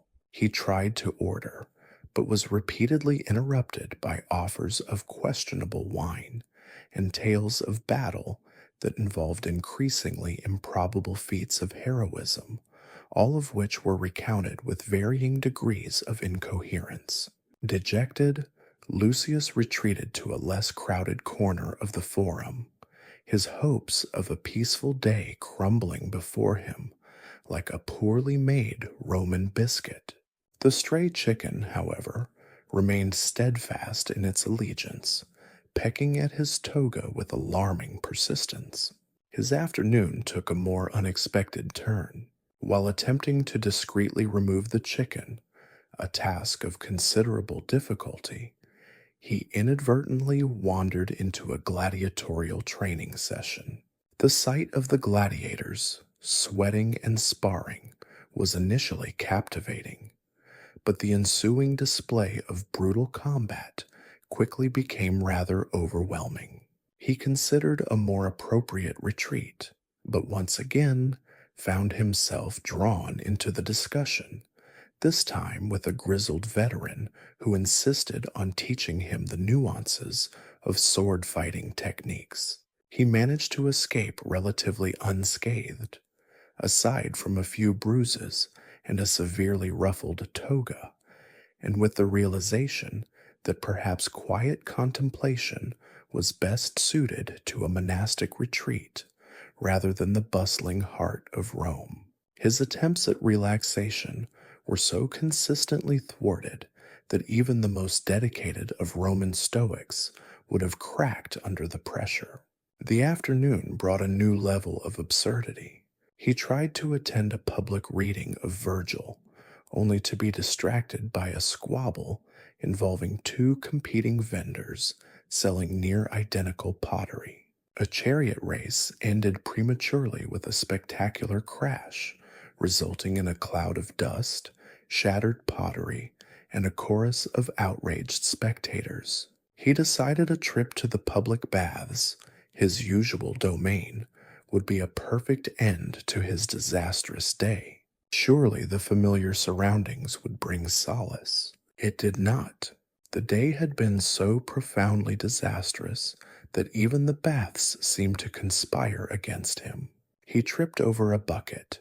Yes, another bucket, narrowly avoiding a confrontation with a particularly grumpy matron. Lucius stumbled out of the baths far later than he had intended, exhausted, dirty, still accompanied by the tenacious chicken, and thoroughly convinced that perhaps a day off was a far more challenging endeavor than a week spent scrubbing the grime from the bodies of the Roman elite. He returned to his modest lodgings, not with relaxation, but with a story worthy of his soon-to-be-published memoirs, a tale of a Roman holiday that was anything but.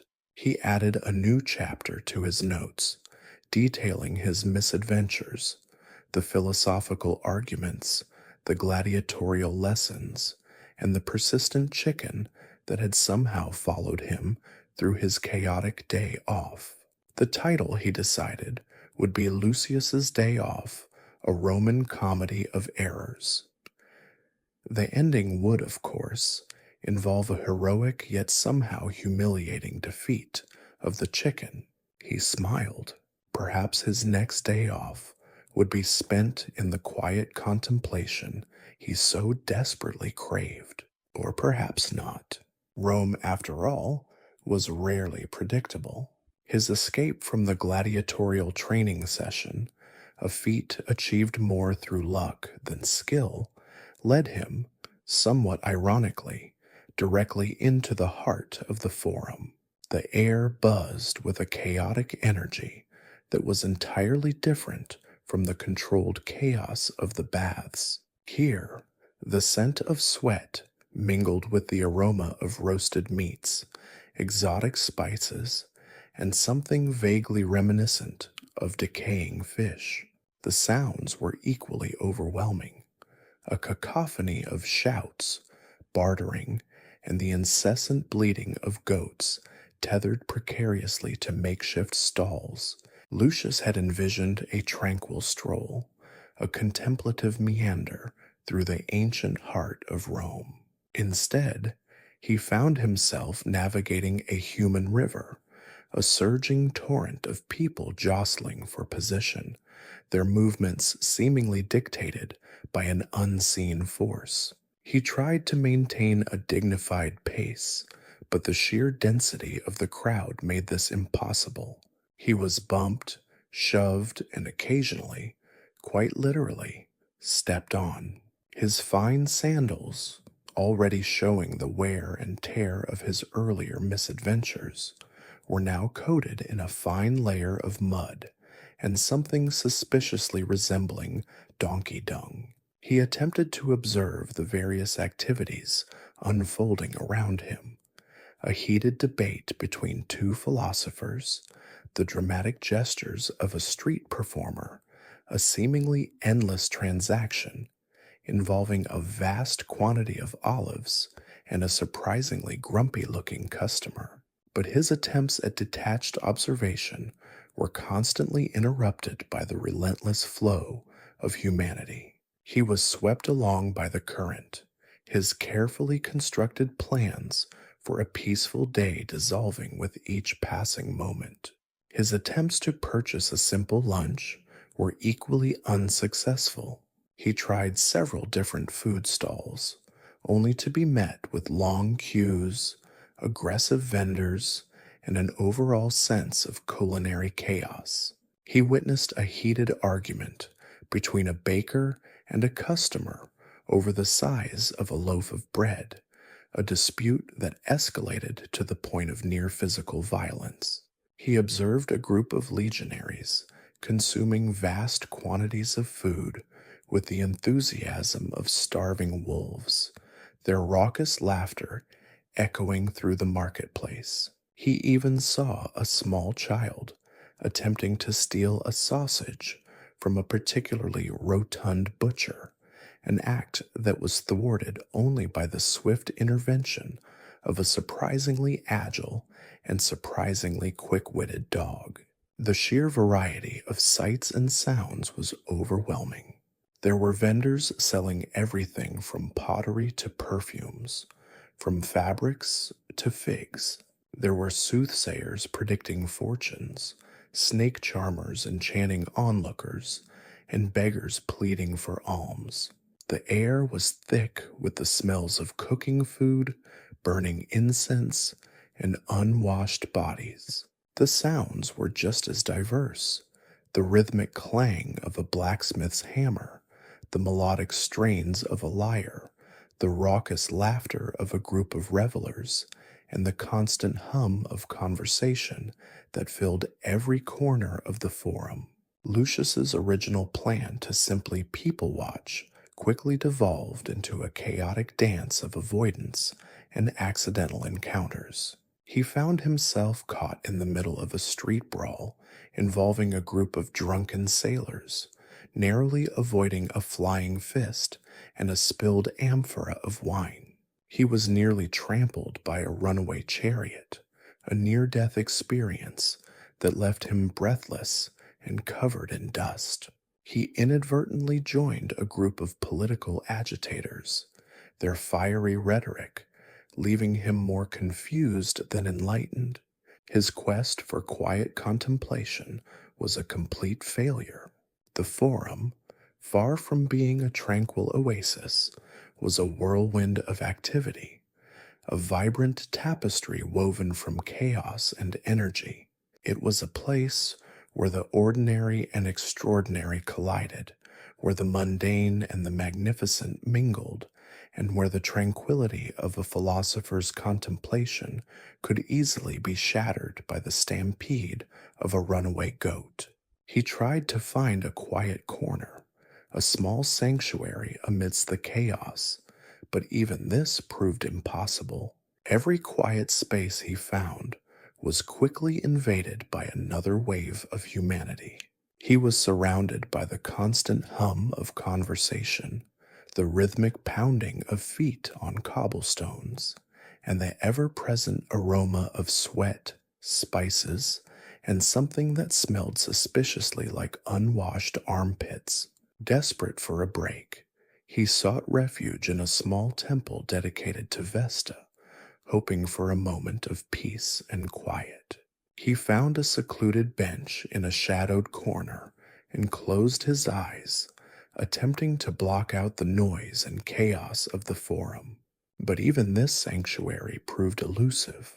The temple, it turned out, was also a popular spot for lovers seeking a secluded rendezvous. Whispers, sighs, and the occasional muffled giggle disrupted his attempted meditation. Exhausted and utterly defeated, Lucius decided to abandon his plan for a leisurely stroll. The forum, he realized, was not a place for quiet contemplation. It was a place for experiencing the raw energy and vibrant chaos of Roman life. It was a place where the unexpected was always around the corner and where the most carefully laid plans were easily swept away by the unpredictable currents of human activity. His journey back to the baths was no less eventful. He dodged more runaway carts, stumbled over more stray dogs, and narrowly avoided becoming collateral damage in yet another street brawl. The chicken, ever faithful, remained perched upon his shoulder, its relentless pecking a constant reminder of the day's earlier calamities. He arrived back at the baths thoroughly exhausted, covered in grime, and deeply questioning the wisdom of his decision to take a day off. Entering the familiar steamy atmosphere of the baths felt like a return to normalcy, a retreat from the wild chaos of the forum. Yet even here, the tranquility was not absolute. The familiar clatter of buckets, the shouts of bath attendants, the groans of weary patrons, and the omnipresent smell of sulfur all conspired to remind him that even the most routine aspects of Roman life were far from serene. As he lay soaking in the warm water, he reflected on his day. It had been anything but the quiet contemplation he'd envisioned. Instead, it had been a whirlwind of unexpected encounters, accidental collisions, and near disasters. But amidst the chaos, he had witnessed the vibrant energy of Roman life, the sheer variety of characters that populated the city, and the underlying current of human interaction that gave the city its unique pulse. The chaos of the forum, he realized, was an essential part of its charm. It was a place where the unexpected always lurked, where the mundane and the magnificent intertwined, and where the quiet contemplation of a philosopher could be shattered in an instant by the stampede of a runaway chariot. It was a day that was less a holiday and more a lesson in embracing the unpredictable nature of Roman life, a testament to the fact that even a simple day off could easily become a Roman comedy of errors. And as he finally drifted off to sleep that night, Lucius already began sketching out a new chapter for his memoirs, a tale of a Roman holiday that was anything but. This one, however, would center on the surprisingly philosophical insights to be gained from observing a runaway goat. The lingering scent of sulfur clung to Lucius, even after he'd scrubbed himself vigorously with the rough strigil. The familiar routine of the baths, usually a source of weary comfort, felt strangely inadequate after the chaotic energy of the forum. He'd hoped for quiet contemplation, but instead he'd been tossed about like a cork in a tempestuous sea of humanity. The memory of near misses with runaway chariots and flying fists still sent a shiver down his spine. He was halfway through a particularly melancholic reflection on the inherent unfairness of life, specifically the unfairness of having to scrape grime off the backs of perpetually sweaty senators, when a soft giggle broke through his reverie. He looked up, startled to see a young woman standing at the edge of the pool, her eyes sparkling with amusement. She was breathtaking, with hair the color of polished bronze and eyes that shimmered like the Mediterranean under a summer sun.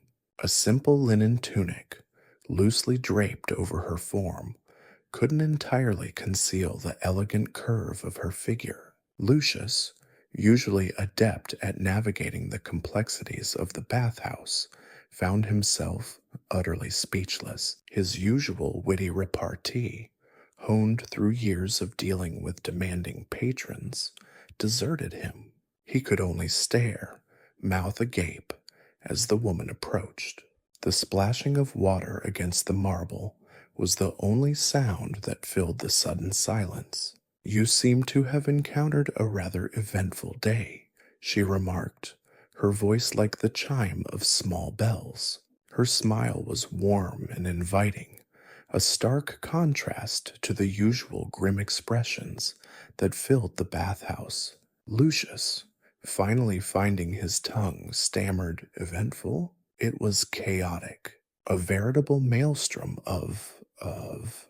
He trailed off, searching for a word that adequately captured the day's calamities, but failing miserably. She laughed, a melodic sound that chased away the lingering shadows of his chaotic day. A maelstrom of runaway chariots and grumpy bakers, perhaps. He managed a weak smile, among other things. I had envisioned a peaceful day of contemplation, but the Forum had other plans. "The Forum," she said, her eyes twinkling, "has a way of rewriting one's plans, doesn't it? It's a place where the unexpected is not merely possible, but inevitable." They fell into conversation easily. She introduced herself as Aurelia, a scholar researching the social dynamics of the Roman marketplace.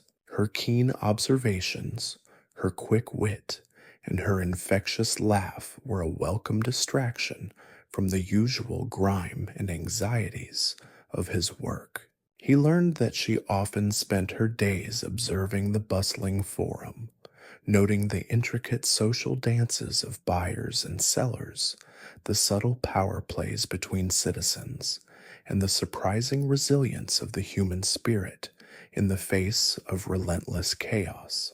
He found himself captivated by her passion, her intelligence, and her genuine interest in the lives of ordinary Romans. Lucius, in turn, shared his own experiences, albeit with a carefully curated selection of the day's events. He omitted the details of the near-death experiences, the accidental street brawls, and the unfortunate incident involving a particularly pungent amphora of wine.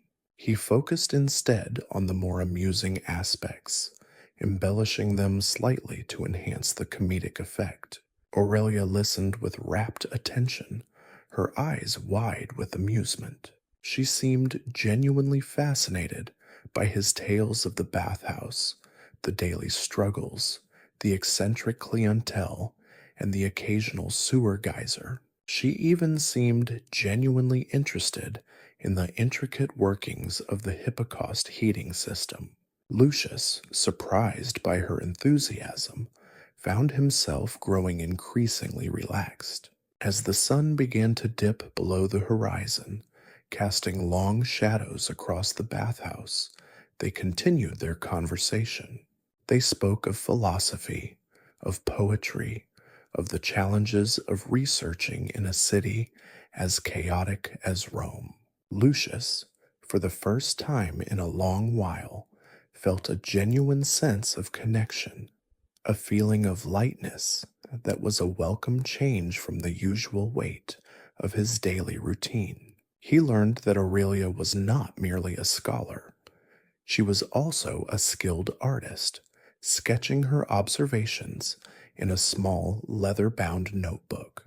She showed him some of her drawings, vibrant, detailed sketches capturing the energy of the forum, the expressions of the vendors, and the intricate details of Roman life.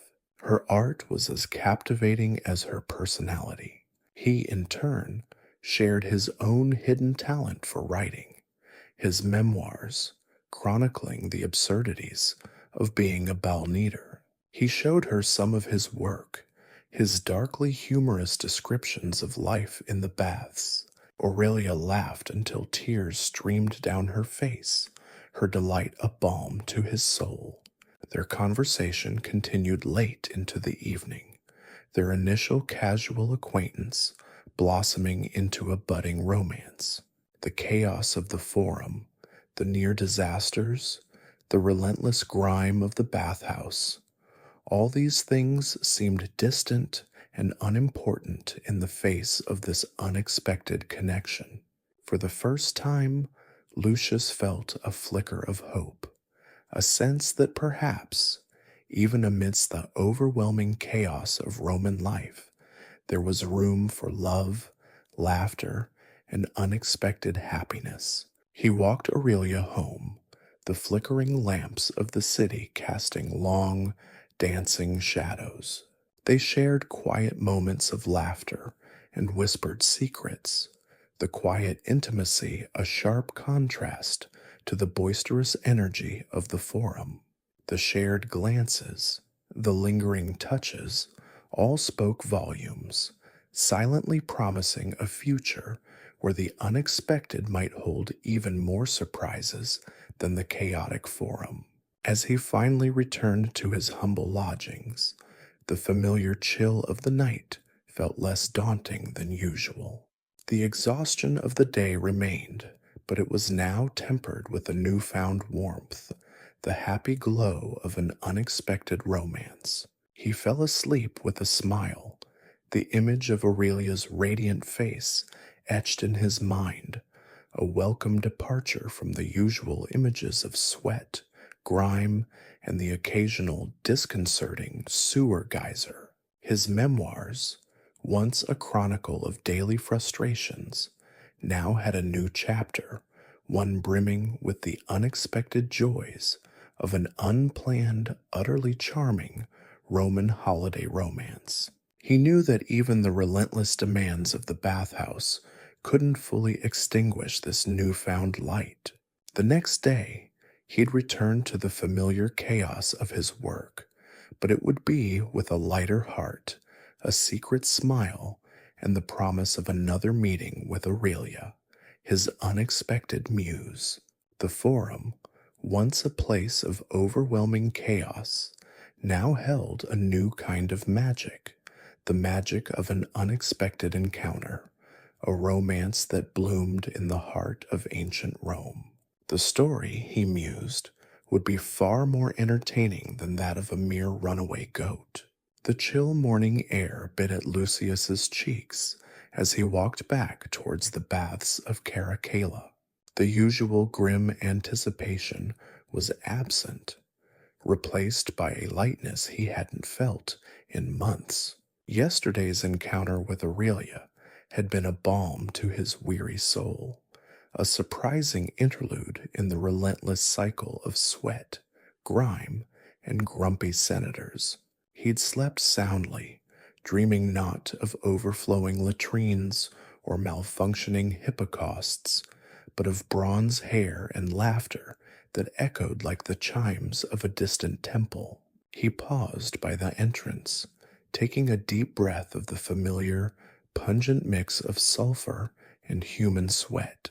It was admittedly a far cry from the delicate perfume of Aurelia's linen tunic, But somehow, it didn't seem quite so offensive this morning. Perhaps, he mused, his sense of smell had been permanently altered by the near constant assault on his olfactory nerves. Or perhaps, a more romantic notion tugged at his heart. He was simply in a better mood. The bathhouse itself appeared unchanged. The same mosaic floors, slick with the morning dew of 1,000 tiny spills, the same echoing chambers, the same faintly nauseating aroma of ancient plumbing. Yet somehow, the familiar chaos seemed less overwhelming. The usual cacophony of splashing water, grunting patrons, and the incessant scraping of strigils against skin sounded almost melodic to his ears. He entered the frigidarium, the cold air shocking his system. Normally, this would have been a trial, a prelude to the more unpleasant tasks ahead, but today, even the icy air felt invigorating. He made his way to his usual cleaning station, where the remains of yesterday's grime still stubbornly clung to the marble. He picked up his strigil, its familiar weight comforting in his hand. It wasn't just a tool anymore. It was an instrument of his craft. And today, the craft suddenly felt more purposeful. As he began to clean the benches, a thought occurred to him. Yesterday, he had shared his written musings with Aurelia, his darkly comedic accounts of life as a ball-kneader. He had feared ridicule, a disdain for his often crude descriptions of Roman sanitation. Instead, she had laughed. She'd understood. She'd even seemed genuinely fascinated by the intricate details of the hypocaust system. He'd been surprised, touched, and immensely encouraged. It was a surprising turn of events, as unexpected and delightful as Aurelia herself. The first patron arrived, a burly legionary, his sweat still glistening on his oiled skin. Lucius greeted him with a smile, a genuine smile, not the weary, obligatory one he usually offered. The legionary, clearly surprised by the unexpected pleasantness, grumbled something about the chill of the frigidarium and proceeded to grunt his way through the usual routine. Lucius, finding himself in an unusually jovial mood, hummed a little tune as he scraped the grime. The legionary, startled by the sudden change in the atmosphere, paused and mumbled an almost inaudible compliment on his technique. The day continued in a similar fashion. The usual stream of patrons, senators with their haughty airs, merchants with their oily hands, and the common folk with their myriad of bodily odors, flowed through the baths. Lucius, armed with his strigil and a newfound sense of purpose, met each encounter with a resilience he had not anticipated. The work was still arduous, still unpleasant at times, but it was somehow infused with a newfound sense of accomplishment. He even managed to fix the annoying drip from the leaky pipe near the tepidarium without resorting to his usual grumbling and muttering. Throughout the day, Lucius found himself reflecting on his conversation with Aurelia. He realized he'd been so focused on the unpleasant aspects of his job, the grime, the relentless demands, the occasional sewer geyser, that he'd lost sight of the bigger picture. He was, after all, a part of something significant. He was contributing to the daily lives of the people of Rome, providing a necessary service, a place of cleansing and community, a refuge from the harsh realities of Roman life. He was not merely a bathhouse attendant. He was a vital part of the social fabric of the city. As the day drew to a close, and the last of the patrons shuffled out, leaving a trail of damp towels and lingering scents, Lucius felt a profound sense of satisfaction. He surveyed the relatively clean premises, a sense of pride welling up within him. He'd not only managed to maintain order and cleanliness in the face of unprecedented chaos, but he'd also had a meaningful conversation with a fascinating woman. He even managed to stave off the inevitable flooding. The usual fatigue was still present, but it was different this time. It was the satisfying fatigue of a job well done, a day spent not just enduring, but actively participating in the rhythm of Roman life. As he prepared to leave, he paused, allowing the quietude of the emptying bathhouse to settle over him. He looked around, contemplating the familiar yet transformed environment. The mosaics shimmered softly under the fading light, and the scent of sulfur, still present, now seemed somehow less offensive. It was even starting to feel somehow homey. It was an interesting concept. He thought about Aurelia, her quick wit, her passion for research, her genuine interest in the lives of ordinary people like himself. Their shared laughter echoed in his mind, a joyful counterpoint to the usual cacophony of the baths. He smiled, a genuine smile that reached his eyes. He would see her again. He knew it. And perhaps, he thought, he would share some of his more colorful stories from the baths with her.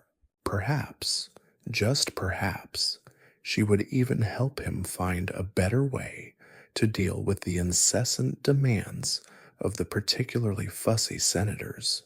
He'd even consider sharing his revolutionary technique for preventing sewer geysers. As he walked through the darkening streets of Rome, the familiar sounds of the city, the clip-clop of horses' hooves, the cries of vendors, the distant rumble of chariots, seemed less chaotic, less threatening. He was no longer just a bell kneader, scraping grime from the backs of oblivious patrons. He was Lucius, a man with a story to tell, a connection to forge, a future to build, one unexpected encounter, one carefully scraped back at a time.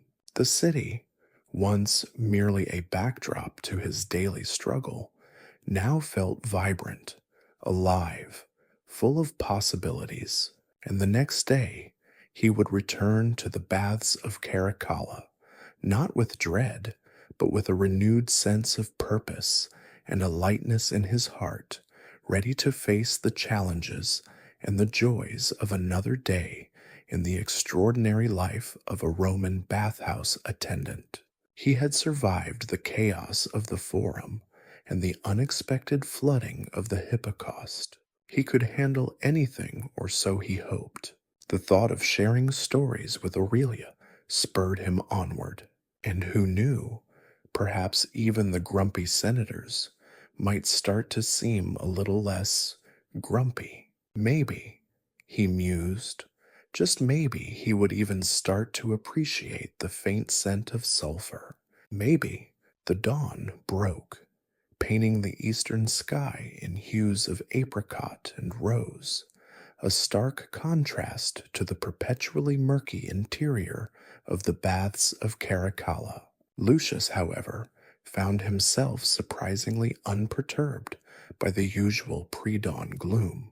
The memory of Aurelia's smile, the warmth of her laughter, lingered like the scent of wood smoke after a long winter's night. He even found himself whistling a jaunty tune as he made his way towards the bathhouse, a stark departure from his usual grumpy morning routine.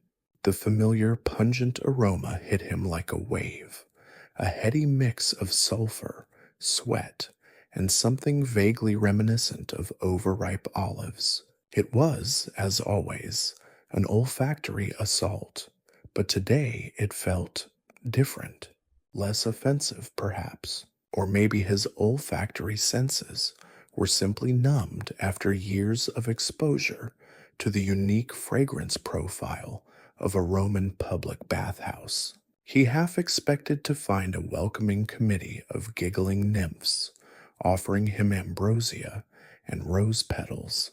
Instead, he found the same old chipped mosaic floor, still slick with yesterday's discarded bath water, the same echoing chambers, and the same unnerving possibility of another unexpected geyser from the notoriously temperamental sewer system.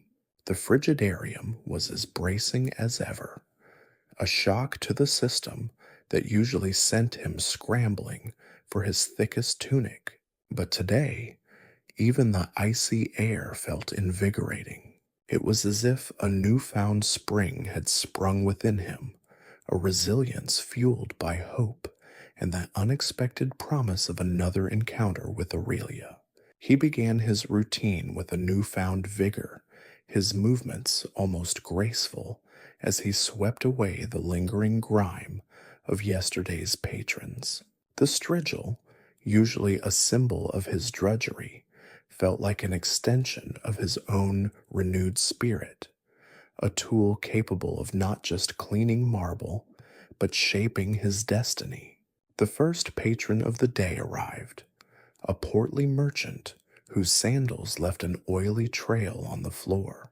Lucius, instead of his usual harried greeting, offered a cheerful nod and a smile.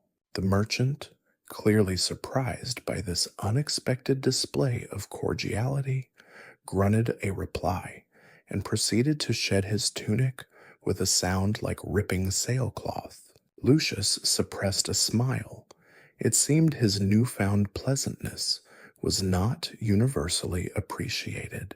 Nonetheless, he proceeded to perform his duties with unusual diligence. The merchant, taken aback by the change, even uttered a mumbled compliment, a feat previously unheard of during his morning rituals. The day unfolded in a similar manner. A procession of senators, legionaries, merchants, and ordinary citizens, each with their own unique aroma and individual demands. Lucius, however, met each challenge with a newfound resilience and a lightness of heart he had not anticipated. He even managed to anticipate and prevent a potential disaster when a particularly mischievous drip from a leaky pipe threatened to start another mini flood. His quick thinking averted the chaos, saving him from hours of mopping and the wrath of the bathhouse manager. The work, despite its inherent unpleasantness, seemed less daunting. The incessant scraping of strigils, the ever-present threat of fungal infections, and the occasional sewer eruption all seemed less overwhelming now. He found himself reflecting on his conversation with Aurelia. He realized she had given him something profoundly valuable, a different perspective. He was not merely a balneater, a servant of the city's cleanliness, but a vital cog in the intricate mechanism of Roman daily life. He was a facilitator of community, a purveyor of hygiene, an unsung hero of Roman society. The more he considered the situation, the more convinced he became. The hours flew by. The usual symphony of grunts, groans, and splashing water blended into a less grating background music of his everyday existence. He found moments of quiet reflection amid the chaos, smiling at the little victories, a particularly stubborn stain removed with surprising ease, a patron who actually thanked him for his service. He even managed to avoid the usual verbal sparring match with the notoriously cantankerous senator Flavius Maximus by employing an unexpectedly effective strategy of subtle flattery and strategic avoidance. As the last patron departed, leaving behind a trail of damp towels and a faint aroma of sulfur-infused body odor, Lucius surveyed the relatively clean premises with a sense of accomplishment. The mosaics shimmered under the setting sun, and even the usual foul smells seemed somehow less repulsive. He was tired, yes, but it was a good kind of tired, the kind that comes from a day well spent, a day where he had not just survived, but thrived. He walked through the darkening streets of Rome, the sounds of the city blending into a pleasant hum. The clip-clop of horses' hooves, the cries of vendors, the rumble of chariots. It all felt different now. He wasn't just Lucius, the bell kneader. He was Lucius, a man with a story, a man with a connection, a man with a future. The next day, he would return to the Baths of Caracalla, not with dread, but with a renewed sense of purpose. He would face the challenges of another day, the never-ending cycle of cleaning, scrubbing, and preventing sewer geysers. He would endure the grumpy senators and the oily merchants, all with a cheerful determination born of a surprisingly delightful encounter. He smiled to himself, imagining sharing his tales of bathhouse heroism with Aurelia. Perhaps she would find his tales of near floods and surprisingly compliant legionaries even more amusing than the tales of the hypocaust's eccentricities. He'd even share his ingenious, albeit somewhat unorthodox method of keeping the notoriously leaky pipes from causing chaos. And who knew? Maybe, just maybe, even Flavius Maximus would someday offer a genuine compliment, replacing his usual torrent of complaints with a word or two of appreciation. Or perhaps not, and his complaints would continue to fill the air, a constant, predictable backdrop to the ongoing saga that was the life of a bell kneader in ancient Rome. Either way, the cycle would continue, a continuous loop of sweat, grime, and unexpectedly pleasant surprises. The cycle continues, and Lucius, armed with his strigil and a renewed sense of purpose, was ready for whatever tomorrow might bring. He even looked forward to the smell of sulfur, almost.